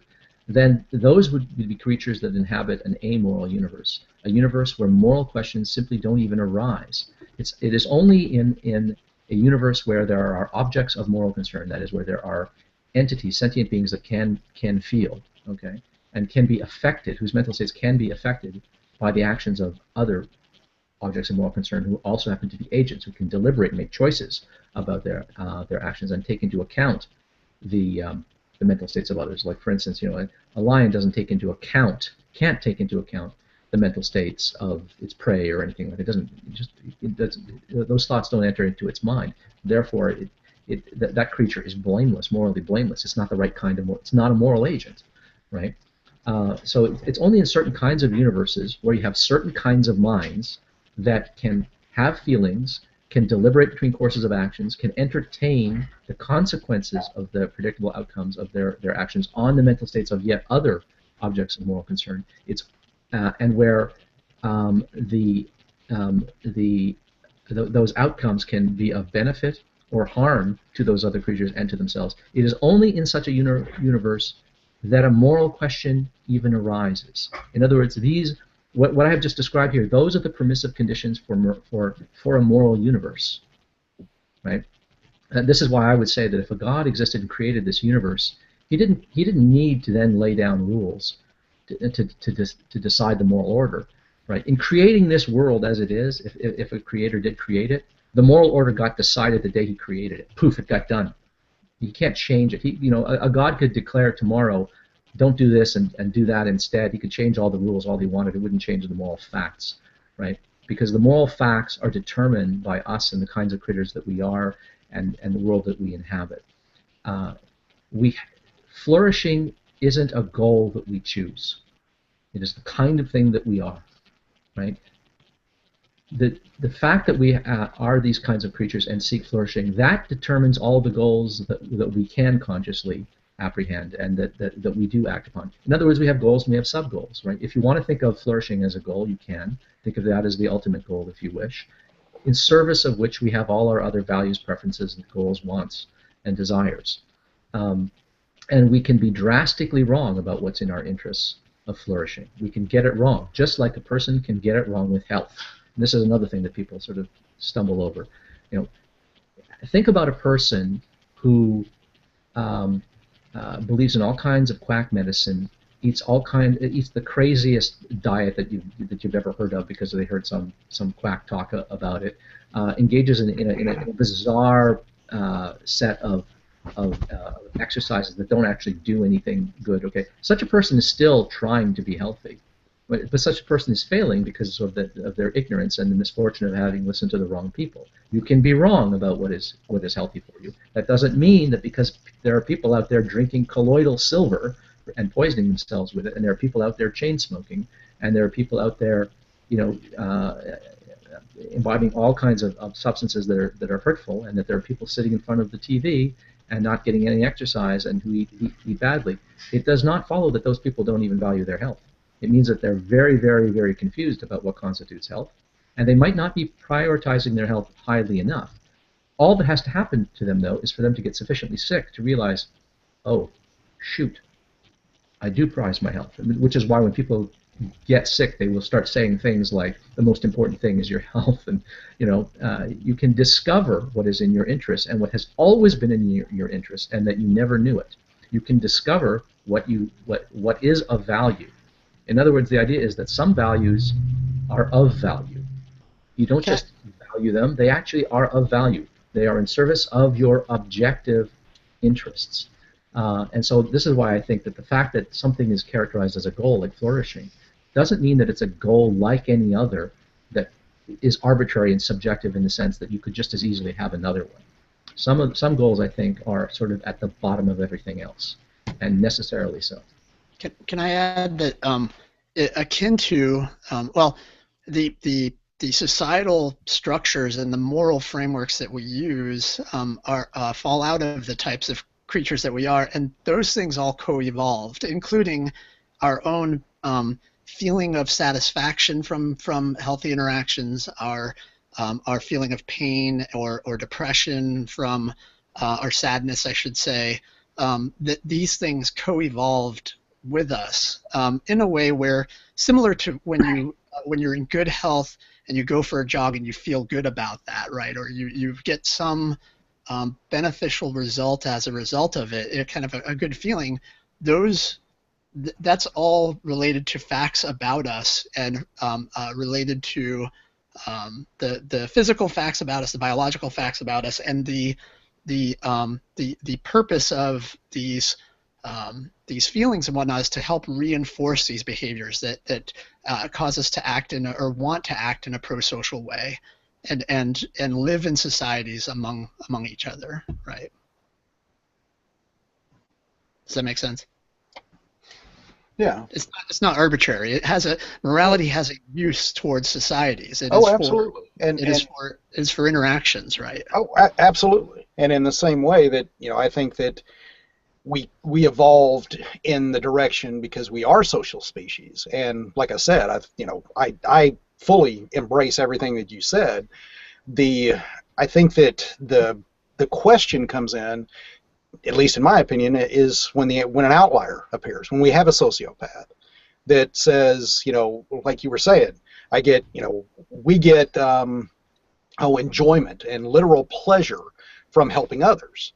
Well, the sociopath would say the exact opposite, that when he harms someone or she, they derive pleasure.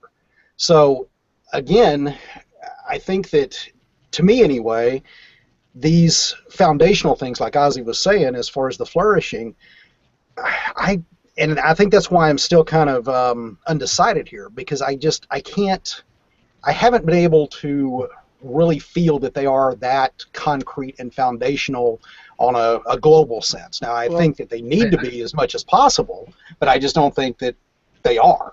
Can I just let me just offer one thing, is that the way that I take that is that, because I brought up this example with Ozzy a couple weeks ago, was when you have someone whom, let's say you have someone who has a mental disorder where they're just hitting themselves or they're causing self-harm. And it may be a situation where, under normal circumstances, it's not a moral act to strap someone down or to restrain them forcibly.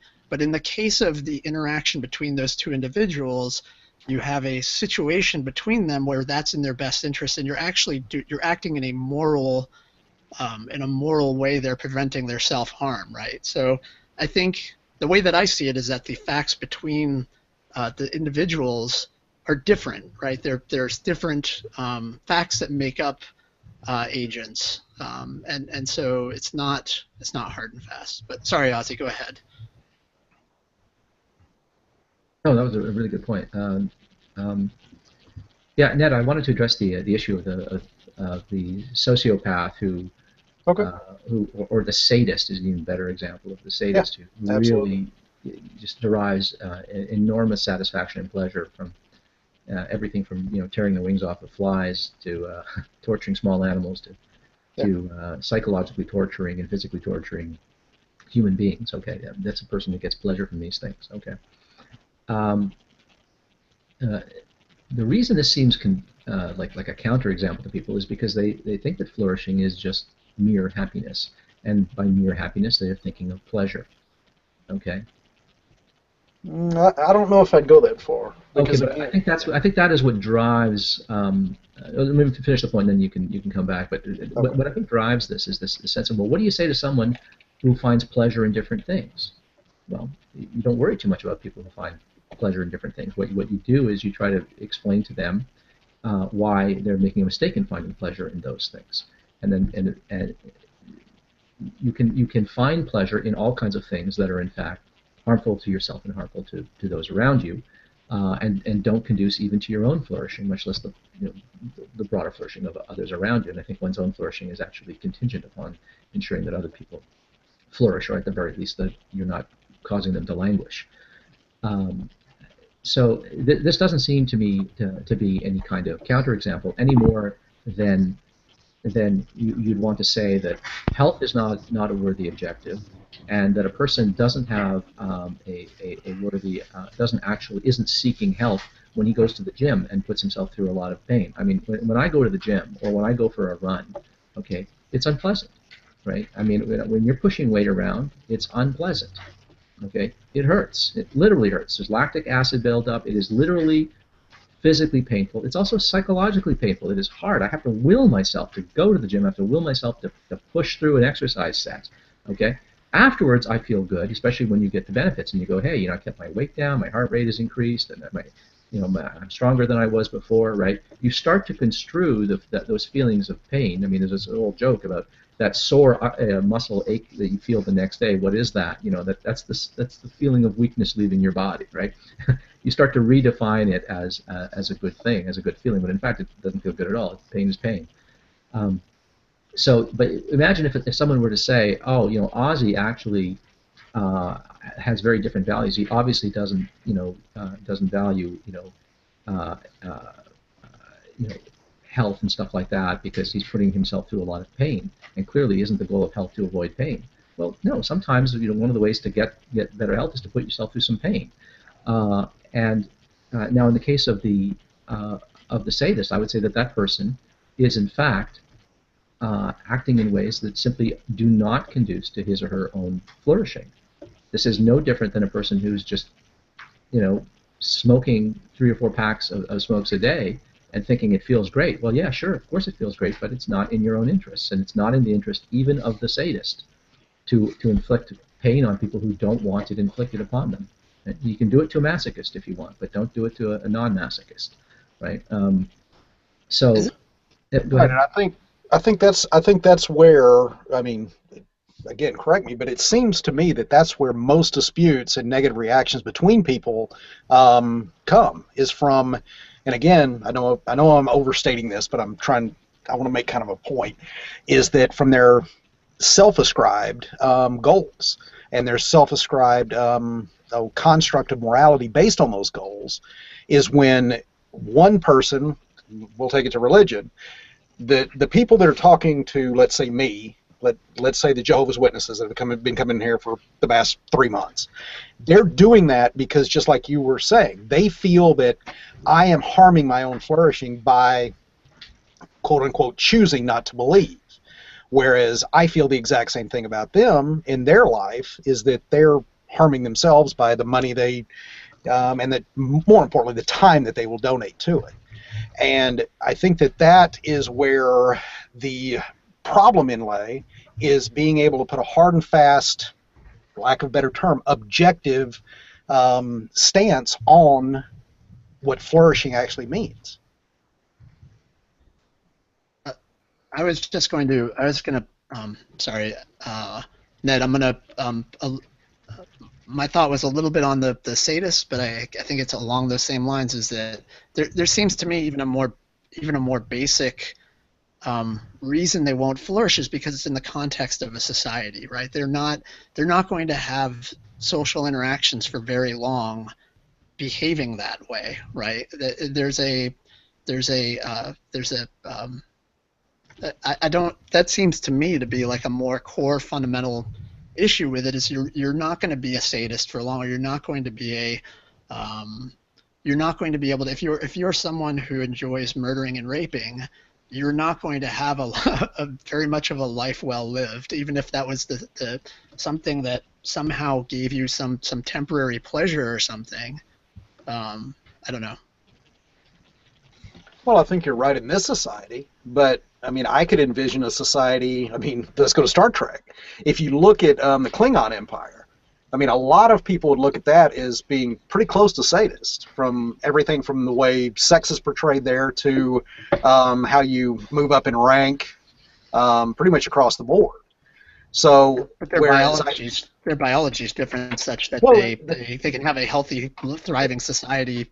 Exactly, and that's why I'm having a problem of getting to objective morality, because even from our limited perspective, if we can come up with different societies that would seem to run, if not completely dichotomous to us, at least somewhat contrary, it seems to make the very foundations of morality a more fluid state. Now, I don't want to beat the idea of the Star Trek societies to death, but the thing to keep in mind about the Star Trek non-Federation things is that they often embodied a single trait, and as such, I don't think they're necessarily useful at all, even as points of contrast. I mean, the Cardassians embodied treacherousness, the Romulans embodied ambition, the Klingons embodied the desire for chaos and pain. The Ferengi embodied profit, on and on and on. So I'm really not sure how useful they are as an illustration of alternate societies. But even in alternate, but then they're a very good illustration of, like, the disposition can be demonstrated to be such, or at least in some manner. Well, in societies that are so rarefied that they're one-note horns, I don't know. Yeah, we don't know that those societies would work at all. We don't know that those societies would work at all. They're not counterexamples. Yeah, Ozzy makes a really good point. I mean, how do like these societies are foils to the Federation? There's an awful lot to suggest that such societies would simply never work. Well, we can talk about human societies, right? We don't have to talk about Star Trek. We can talk about absolutely, Bert. But let me. But that's one thing I want to bring up. Sorry, Ned. I'll make myself short, like real short. Sorry. Go ahead. But it goes on to this idea of the structure of the species, right? So we can theorize that depending on the structure of the being, they're going to have different aspects of how they view things. So in such a case, does moral truth have to become more specific? Do we have to get to the point? Will we get to the point, if we discover other life, where we have to specify in our moral situations that we're referring to human agency as opposed to something else? Yeah, I think we will. Could I say something about the whole Star Trek examples, and then how they serve as counterexamples, and whether they do or not?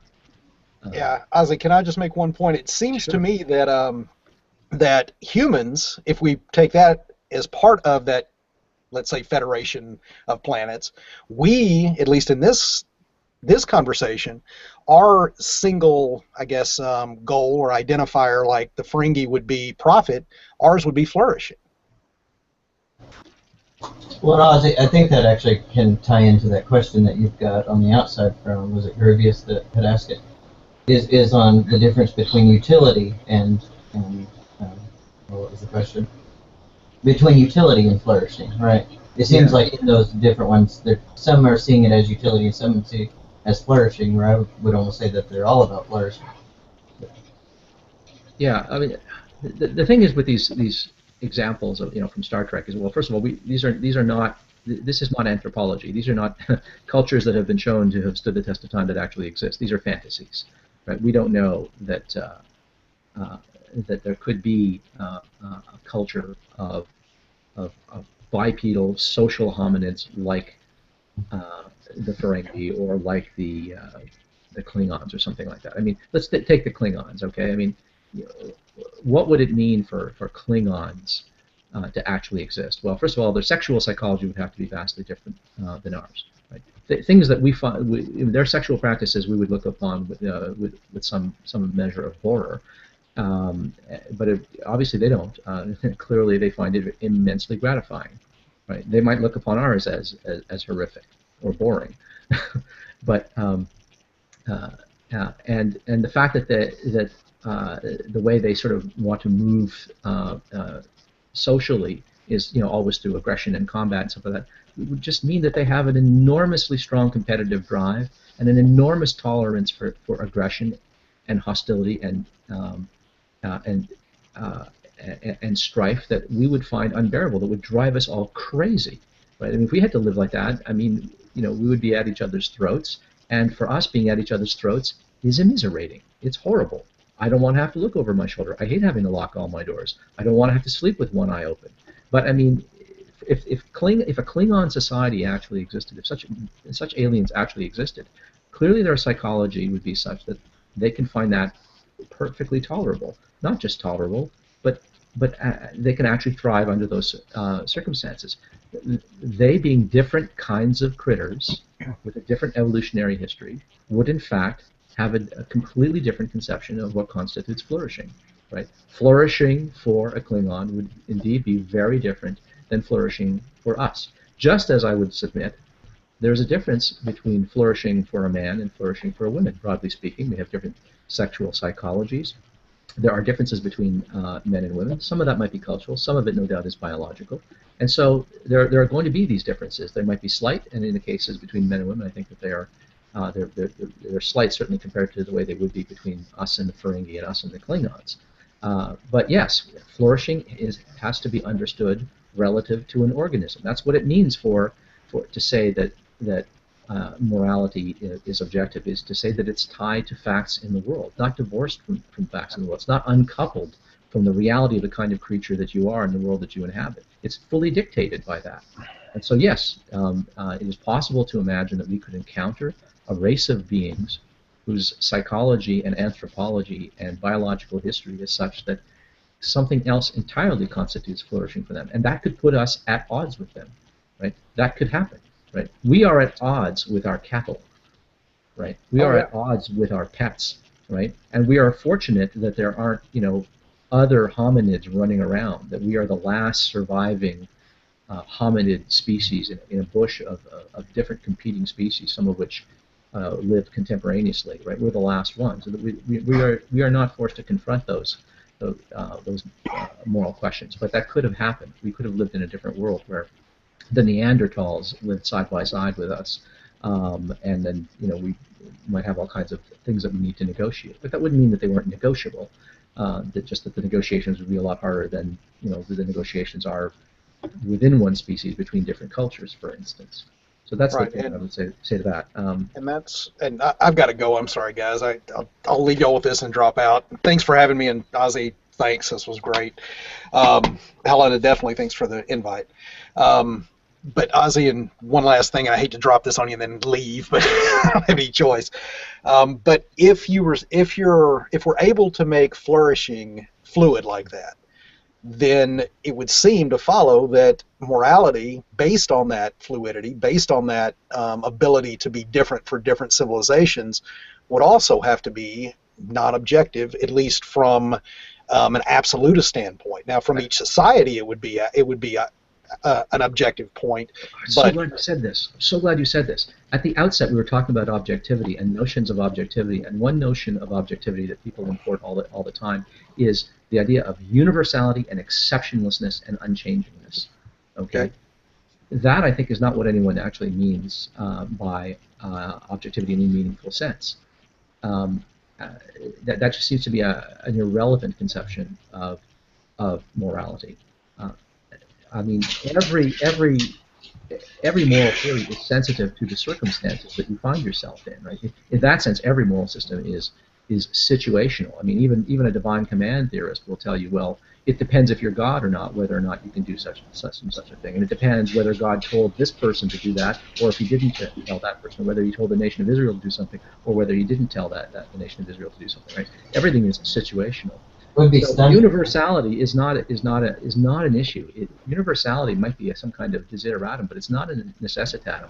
We don't need nor want universality or exceptionlessness in a moral theory for it to be objective. Right? It just I think that you. Yeah, go ahead. I apologize, Helena. I muted you. Please. Oh yes, there was a big racket coming from the computer. So it's still not quiet enough. I think that we can hear you. You would require universality, at least in this underlying primary assumption that in fact all moral agents are concerned with flourishing. That would have to be a universal thing. Yes. Yes. Yeah. Yes. So at least universality, you would agree, is required. Universality with respect to flourishing, because flourishing, I think, is the ultimate object of or subject of concern that makes a question a moral question, right? That's why it's universal. That's why it has to be universal, right? It's that is necessarily part of what we're talking about. I think that flourishing is what we're talking about. And actually, let me say a word about that. Why is it that people think that flourishing is sort of at the bottom here, right? I mean, why is that even being talked about, right? It's because when you look at moral talk, when you listen to people discussing morality, and you ask them why is something right or wrong, okay? And invariably, the answers come up in such a way that they have to do with the mental states of beings and what conduces to their happiness, broadly construed, right? Even when you imagine that happiness has to do with pleasing God and living up to His image of us, because we're created in the image of God or something like that. Even when you imagine that, that's what constitutes, doing the right thing, is doing the will of God and living up to His the image in which we were created, or after which we were created. Even then, you are imagining that is what will conduce to your happiness, right? And that you will enjoy an eternity of it. So, in every system in every meta-ethical position that you look at bottom, I think what we're concerned with is flourishing. The answers, when you drill down, when you press a person, it always comes down to flourishing. And this provides us both with a reason why we should choose the courses of action that we do. It also answers the question why the things that we think are moral questions are moral questions. How do we? It's not an accident that we think certain things are moral questions and pizza toppings are not a moral question. That is not a coincidence that there is so much agreement on these sorts of things. So that, I think, is why flourishing is sort of at the bottom. And there was a really interesting question in the external chat from the Holy Spackle asking, isn't this just about utility? Is utility and flourishing the same thing? Well, no, it's not. We measure the utility of something in terms of whether or not it conduces to flourishing. Utility is itself instrumental, right? It's literally instrumental to flourishing. So we are not utilitarians. Utilitarianism isn't just what works, right? That's a kind of naive pragmatism. That's not utilitarianism. Utilitarianism embodies principles like the greatest good for the greatest number and that sort of thing. But that doesn't really take into account what do we mean by the greatest good. What is the greatest good? Well, the greatest good is going to come down to our concept of flourishing, right? And that's why I think that ultimately every form of consequentialism boils down to a specific kind of consequentialism, what is consequential to flourishing. And even a deontological theory in terms of obligation, understands morality in terms of irreducible obligations and duties. Those obligations and duties only make sense as binding upon us. We're only duty bound to follow them to the extent that that conduce to our flourishing. Imagine if a god or someone were to put forward a deontological theory that says we are duty-bound to follow certain rules, but all of those rules conduce to languishing, right? We wouldn't care about those rules. We would ignore those rules. It wouldn't make sense to follow those rules. We wouldn't. Moral discourse would just drop out of consideration. We would just like, oh, okay, forget that. That's irrelevant. Nobody wants that. Nobody needs that. That doesn't serve our interests. Those rules, they could be rules about anything. The rules could be completely different, right? Those would be arbitrary rules. And so I think deontological theories either have to ground out in, be evaluated in terms of the consequences, and those consequences are going to be consequences about what conduces to our flourishing and our well-being, or else they're going to be irrelevant and completely. When you brought up universality, just a second ago on it, when you speak about objective meaning in some senses the universality to it, you're not holding the human flourish or just flourishing is universal in a sense that it's always the case and always will be the case. Where are you? I don't know. Your volume's a little low, and I didn't quite hear you. Something about always being the case. I think he's saying that it's correct me if I'm wrong, Leslie. It's universal in the sense that when whatever it is we're talking about is objectively the case for all observers, but yes. It's not absolute in every circumstance. It's dependent on the context.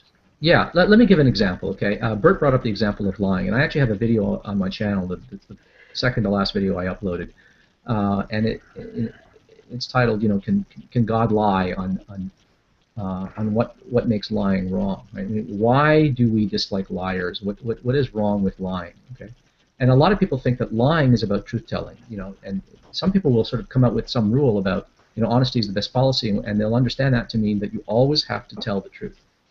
But that doesn't make sense. Lying is about insincerity. It's not about not telling the truth. I can lie to you by telling you all the truth, the whole truth, and nothing but the truth. If I think that something is the case, and I tell you the opposite, okay, if I tell you what I think is a lie, but it turns out to be completely true, but you know, despite what I think, if it turns out that I told you the truth, but I tried to lie to you, I'm still a liar if I do that, right? So I could actually lie to you by telling you all the truth, the whole truth, and nothing but the truth, so long as I was insincere and setting out to deceive you. Lying is not about telling falsehoods, and honesty is not about truth-telling. Honesty and lying is a matter of sincerity and insincerity. That's what it's about, okay? And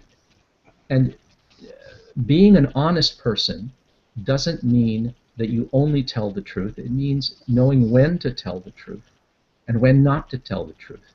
And it even means knowing when to lie. Bert gave the example, I used the same example in my video, of someone who lies to you all day long about, you know, what they're planning to do with you, how they're going to spend the day with you, but really they've been lying to you, and all of your friends have been lying to you all day long so that they can get you to a birthday party, okay, so that you can have this wonderful experience of having all your friends, you know, there, and you can be in the bosom of your friends and family, so they, you know, they can celebrate this special day with you.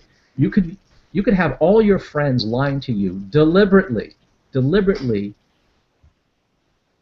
feeding you a false picture of reality all day long, and you can be grateful to them, right? You would be happy that they lied to you. You would thank them for having lied to you so creatively and for such generous reasons, right? So the rule, you know, always tell the truth, or you have to be honest. You can construe that narrowly as you always have to tell the truth. But no, it's not about truth-telling. It's about sincerity, and it's not even only about sincerity. It's about being sincere with proper discernment and judgment. It's knowing when to tell the truth as you see it and when not to tell the truth, and when to lie. I mean, there are cases where not only is it permissible to lie, but I would say it is morally obligatory to lie, right? Okay, but I think that's a bit, excuse me, I think that's a bit of a different, you really twisted my head on this. Okay. I think knowing when to tell the truth and when not to, I mean, a liar is someone who knowingly and tells falsehoods for pernicious reasons, or just somebody who knowingly tells falsehoods. I'm not sure how you were able to get away from that pretty basic working definition we all have. Like, what's I mean, your definition of what is a lie seems very different from what I think we all recognize as what is a lie and who is a liar. I don't think that's true at all. I think most of the time when people are lying, they are telling you a falsehood intentionally, and it so happens that what they're telling you is a falsehood. It happens to be false, right? And most of the time when people lie, they are in fact telling you a falsehood. But there are occasions where people lie to you and they're telling you the truth. They just think they're telling you a lie. Yeah, but how can that be, though? If what they're telling you is factual, how can it be a lie? Because they think they're bullshitting you. Yeah, but what they why told you the truth. They accidentally told you the truth while trying to tell you a falsehood. That makes them a liar. Ask yourself, why do you despise liars? It's because they're trying to sell you a false picture of reality. If they happen, quite despite themselves, to sell you a true picture of reality, right? They fucked up in their lie. That they're still a liar. What is at the heart of lying is insincerity and deception. It's not truth-telling. But surely the actual act itself has to enter into it somewhere. It's like if somebody goes to take a swing at me, I may not like that they went to take a swing at me, but you can't say you're a successful boxer if you've never landed a punch. Oh no! They're terrible at lying. They failed in their effort to lie, in the sense that they didn't impart a falsehood. Right? But they still were being insincere and deceptive. This is no different than a person that takes a swing at you and misses. You don't think, well, that person actually was trying to caress me. Yeah, I have a good example they just barely grazed you, right? Gus. I have a good example that might help you with this, Gus. Do you ever watch South Park? No. Because it'll help with the reference. No. Okay, well, it doesn't matter. You'll probably hear this anyway. One, you get a free weekend at Aspen. If you attend a 30-minute timeshare meeting. Now, the notion behind this example is that while there is a free weekend involved at Aspen and a skiing holiday, the timeshare itself, or the attending of the timeshare, is what is going to actually keep up your entire time there. So you don't necessarily have to say anything false, but what your implications are could be. Well, it'd be a form of irony. But you kind of have, though, haven't you? You'd be using words not intended in their well, how so? Well, because if I walk up to you and I say, listen, if you come and attend a seminar, you're up for a timeshare. I haven't told you the whole story, mm-hmm. And to me, failure to be wholesome and fulsome in telling a story is as much a lie as direct speaking against the truth. Oh, wait, can I interject? I think that's where the separation. Yeah. Yeah. Look. Yeah, please go on. If you can lie by neglecting to tell the truth, right? What that means is that you're granting now, Gus, that you can lie without telling a falsehood. And of course you can. You can't lie without telling a falsehood. And not only that, the falsehood is in letting a person believe something is true when you think it's not. Right? What makes me a liar if I'm telling you a lie is not that I impart a falsehood, it's that I think I'm imparting a falsehood. Here, watch this. Watch the reverse case. Supposing I tell you a falsehood, thinking it's the truth. Am I a liar just because I told you a falsehood? Of course not. I'm just mistaken. You don't call me a liar just because I told you a falsehood. Falsehoods. But the intent has to be. I mean, there has to be two parts, right? There has to be intent. There has to be intent and result. Just like a number of human behaviors have to come in two parts. It has to be intent and result. It's like the notion of mens rea, right? There has to be intent and result. No. I'm sorry. I disagree with you. You can't. I mean, a person. Lie is all mens rea. A person who walks around telling the truth all day and then cackling, saying that, "Oh, I'm a fantastic liar," is a guy's deluding themselves. No. If he sincerely thinks he's imparting falsehoods to people, even if he's messing up and telling the truth all day long, right? But he thinks he actually sincerely thinks that he's lying to people and imparting falsehoods. That person is lying. He's just they're just deluded. He's just a terrible liar. They're just well. I mean, that's like saying, it's the fastest gun in the West routine. That's this is the flip side of calling someone deluded in their honesty because they happen to make a mistake. If I tell you something and I think it's true, but it turns out to be false, okay, you don't say, "Oh, sorry, Ozzy, you're not an honest person." Right. Of course you don't. But intent has to be paired with result. No, in the case of lying, it is precisely only intention. It's only intention. We generally don't look at people's behavior that way. In a courtroom, for instance, why you did something, your intent is as important as your result. My entire point here is that intent is everything where lying is concerned. But result also matters. Yeah, result matters in that. It's consequential to you, but it's irrelevant to whether or not you are a liar or not. It's a little matters for lying is sincerity. It's a little like the attempted murderer who fails to get away with it, but they had every intention to kill you, right? Just because they were crappy at it. Now we treat it differently in the justice system, but it could be argued that their inability to actually execute the act doesn't alleviate them of the fact that they intended to and that it was wrong for them to do so, right? That's right. We'll let it mitigate their accountability, but we don't let it mitigate their culpability. Can I add one more There's thing? There's something loose to me about defining lying purely as a matter of intent, because in the birthday party example, those people, I think, would justifiably be called they're lying. Right? Yeah, it's just a matter of their lie is not immoral because of the situation. Right. But I think it would be a mistake to say they aren't lying because their intent.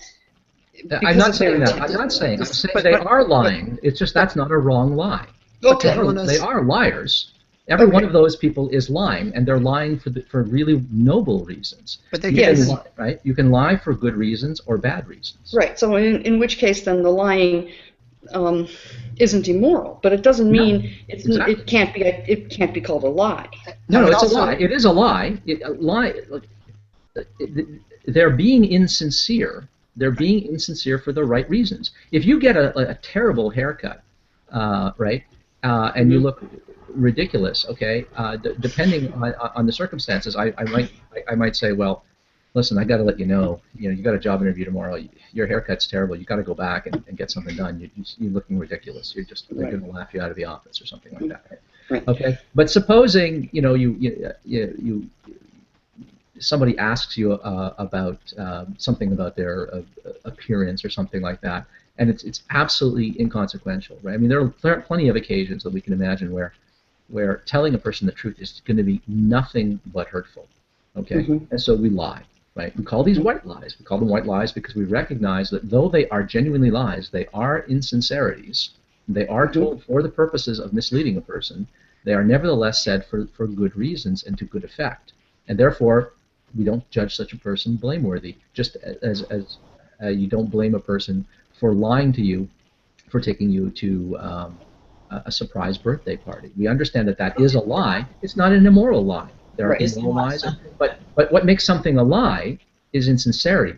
It's not insincerity that makes it immoral. There are other reasons that make it moral or immoral, but it's insincerity that makes it a lie. Well, I think the morality of the act of lying can be divorced from the actual act itself. I mean, whether or not a lie is moral is different from whether or not it's a lie. Okay, can I pose an example out there, and you can discuss whether or not it's a lie. Say you're walking down a corridor towards an elevator, and some chap is walking towards you, and he turns to you and says, "The elevator isn't working." And as you continue on, you walk down and you see a workman remove the not working sign that had previously been put in front of the elevator. Was that man who told you the elevator wasn't working lying? Again, it has to do with intent, right?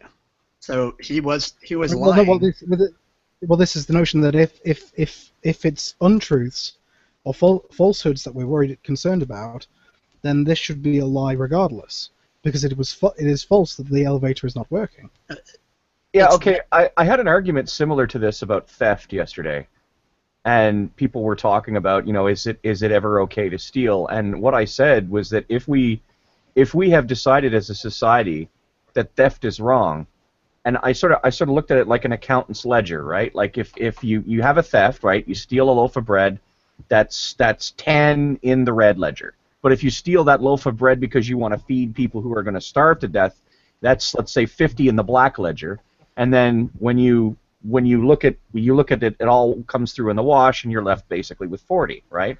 I think much the same way, lying can be looked at the same way. We can say that lying is wrong, but when we look at what we do with those lies, we can ameliorate to the point that wrongness is washed out. Right, I would say that goes to the motivation behind the lie, right? Absolutely. Right. But I think you can look at them as sort of two separate, I mean. But it doesn't have to do with the again though. But it doesn't have to do with whether you actually achieved a falsehood or a truth.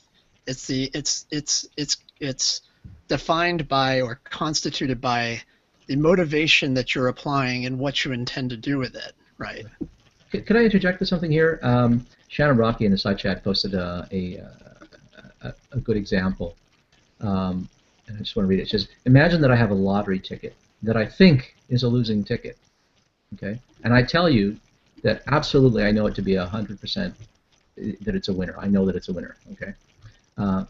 But I can't afford the taxes on it, okay? So I sell you this, what I think is a losing ticket, for $5,000, and so you buy it, and then it hits, it wins, $5 million, okay? Did I still not defraud you? I didn't succeed in impoverishing you, if that was my intention, but that wasn't my intention. My intention was just to get $5,000 out of you under false pretenses. I certainly lied. That was certainly fraud, even though you came out $5 million richer, right? You got right that you might have be absolutely enriched by it. Nevertheless, I'm a crook if I do a thing like that. So the intention there is sort of all important. But I want to say something about this conversation that we're having. Look at this conversation. We're looking at intentions. We're looking at the consequences. We're looking we're evaluating this question about what is lying and what makes lying wrong. Okay, this is what moral talk is all about, right? And what are we trying to do here? Are we not trying to persuade one another? Does anybody here think it's just a matter of preferences? Right? We wouldn't be having this conversation in the way that we're having it. We wouldn't be coming up with thought experiments. We wouldn't be looking at real-life scenarios. We wouldn't be tweaking the counterexamples to see, well, what do my intuitions tell me here? And in this case, we wouldn't be appealing to actual facts. We wouldn't be sort of plumbing to figure out what is wrong about lying and when is it wrong to lie, under what circumstances, and what kinds of circumstances. What is the range of applications? Look at the digging that we're doing here. We are trying to get at the facts about what makes it wrong to lie and under what circumstances, right? And we have some disagreement about it, but I think these are resolvable. These are soluble problems. But if we actually thought, if we genuinely believed that this was all just, nothing but intuitions and nothing but preferences, this would all be a complete waste of time. And I think if you actually believe that, you shouldn't be wasting your time even having such conversations. But we are having these conversations, and I think this kind of conversation points in the direction of people's tacit assumption of the facticity of moral claims. I'm going to disagree with that last little bit. I have to. The notion that if this was just preferences, then it's all a waste of time, I find to be false. Okay, why? You might not think it's a waste of time, but I would argue that you should think it's a waste of time. If it was nothing but like pizza toppings, we should not be having this discussion. I mean, these are the kinds of discussions that have been going on in human history across culture as long as humans have been around, right? I mean, it seems to me... When you order pizza with a friend, this is the thing. When you order pizza with a friend, do you not wish to know what they want on it? Yes, and then here's what you normally come down to. I'm going to get Hawaiian on my half, and you're going to get, and that's it, right? That's how you usually resolve that, because it's just a matter of taste, right? So we can accommodate my taste and your taste, no problem, right? What's the big deal, right? But why don't you just say, why don't you just say this? You know, Ozzy, you think it's okay to lie. I don't think it's okay to lie. You lie to me all you want, Ozzy. You will never treat it like pizza topping. You will never do it. Nobody will. I wouldn't say that is in any way a compromise. So if we were going to expand that idea into moral situations, we're removing ourselves. We're essentially splitting the population. So we've got one population saying yay this, and one population saying no to this. And the half and half pizza is essentially like saying, right, well, you go over there and we'll go over here, and we just won't interact. Right, but notice you don't do that with lying. You don't say, well, look, you people who lie, you go ahead. I don't mind it. I don't mind it when you lie to me. It's inconsequential to me when you lie. It's completely consequential to you, and it's precisely because it affects your well-being that you treat it differently. Things end up being called mere matters of taste precisely because they are not moral questions. See, I don't think that's always true. I think sometimes, despite what Matt Dillahunty has on his T-shirt, I think we do on occasion want to hear some lies. And well, I was just explaining that some lies are okay, and not only are they permissible, but they are morally obligatory. But the point is, the ones that you think are immoral, right, there are plenty of lies that you think are immoral, and if a person were to come along and say, "Well, I like lying. I'm a habitual liar. I'm just going to lie to you if I want." You're going to treat that person differently. You're not going to treat that person like, "Oh, that's okay. Tomato, tomato. You like to lie. I don't. I'll always tell you the truth. You can bullshit me all day long." Nobody lives this way. No, I mean, to think about that just sounds ludicrous. Yeah. Yeah, nobody actually believes that, and the proof is in how they live. Nobody, no relativist lives according to relativism. None of them do. Right? I've never been able to find them, and I've talked to scores and scores of them over the years. This is always a posture. And I think it is a posture that is born of desperation, of moral claims are really hard to justify, moral claims are really hard to defend. I have these profound moral intuitions. I haven't looked into it enough, maybe, but I'm not confident that there's anything to look into. Throw my hands up in despair and shrug, but they don't live that way. And I think that this is. You're probably wrong about it being. Okay, so I was about it being. Oh my gosh. Oh, those poor dogs.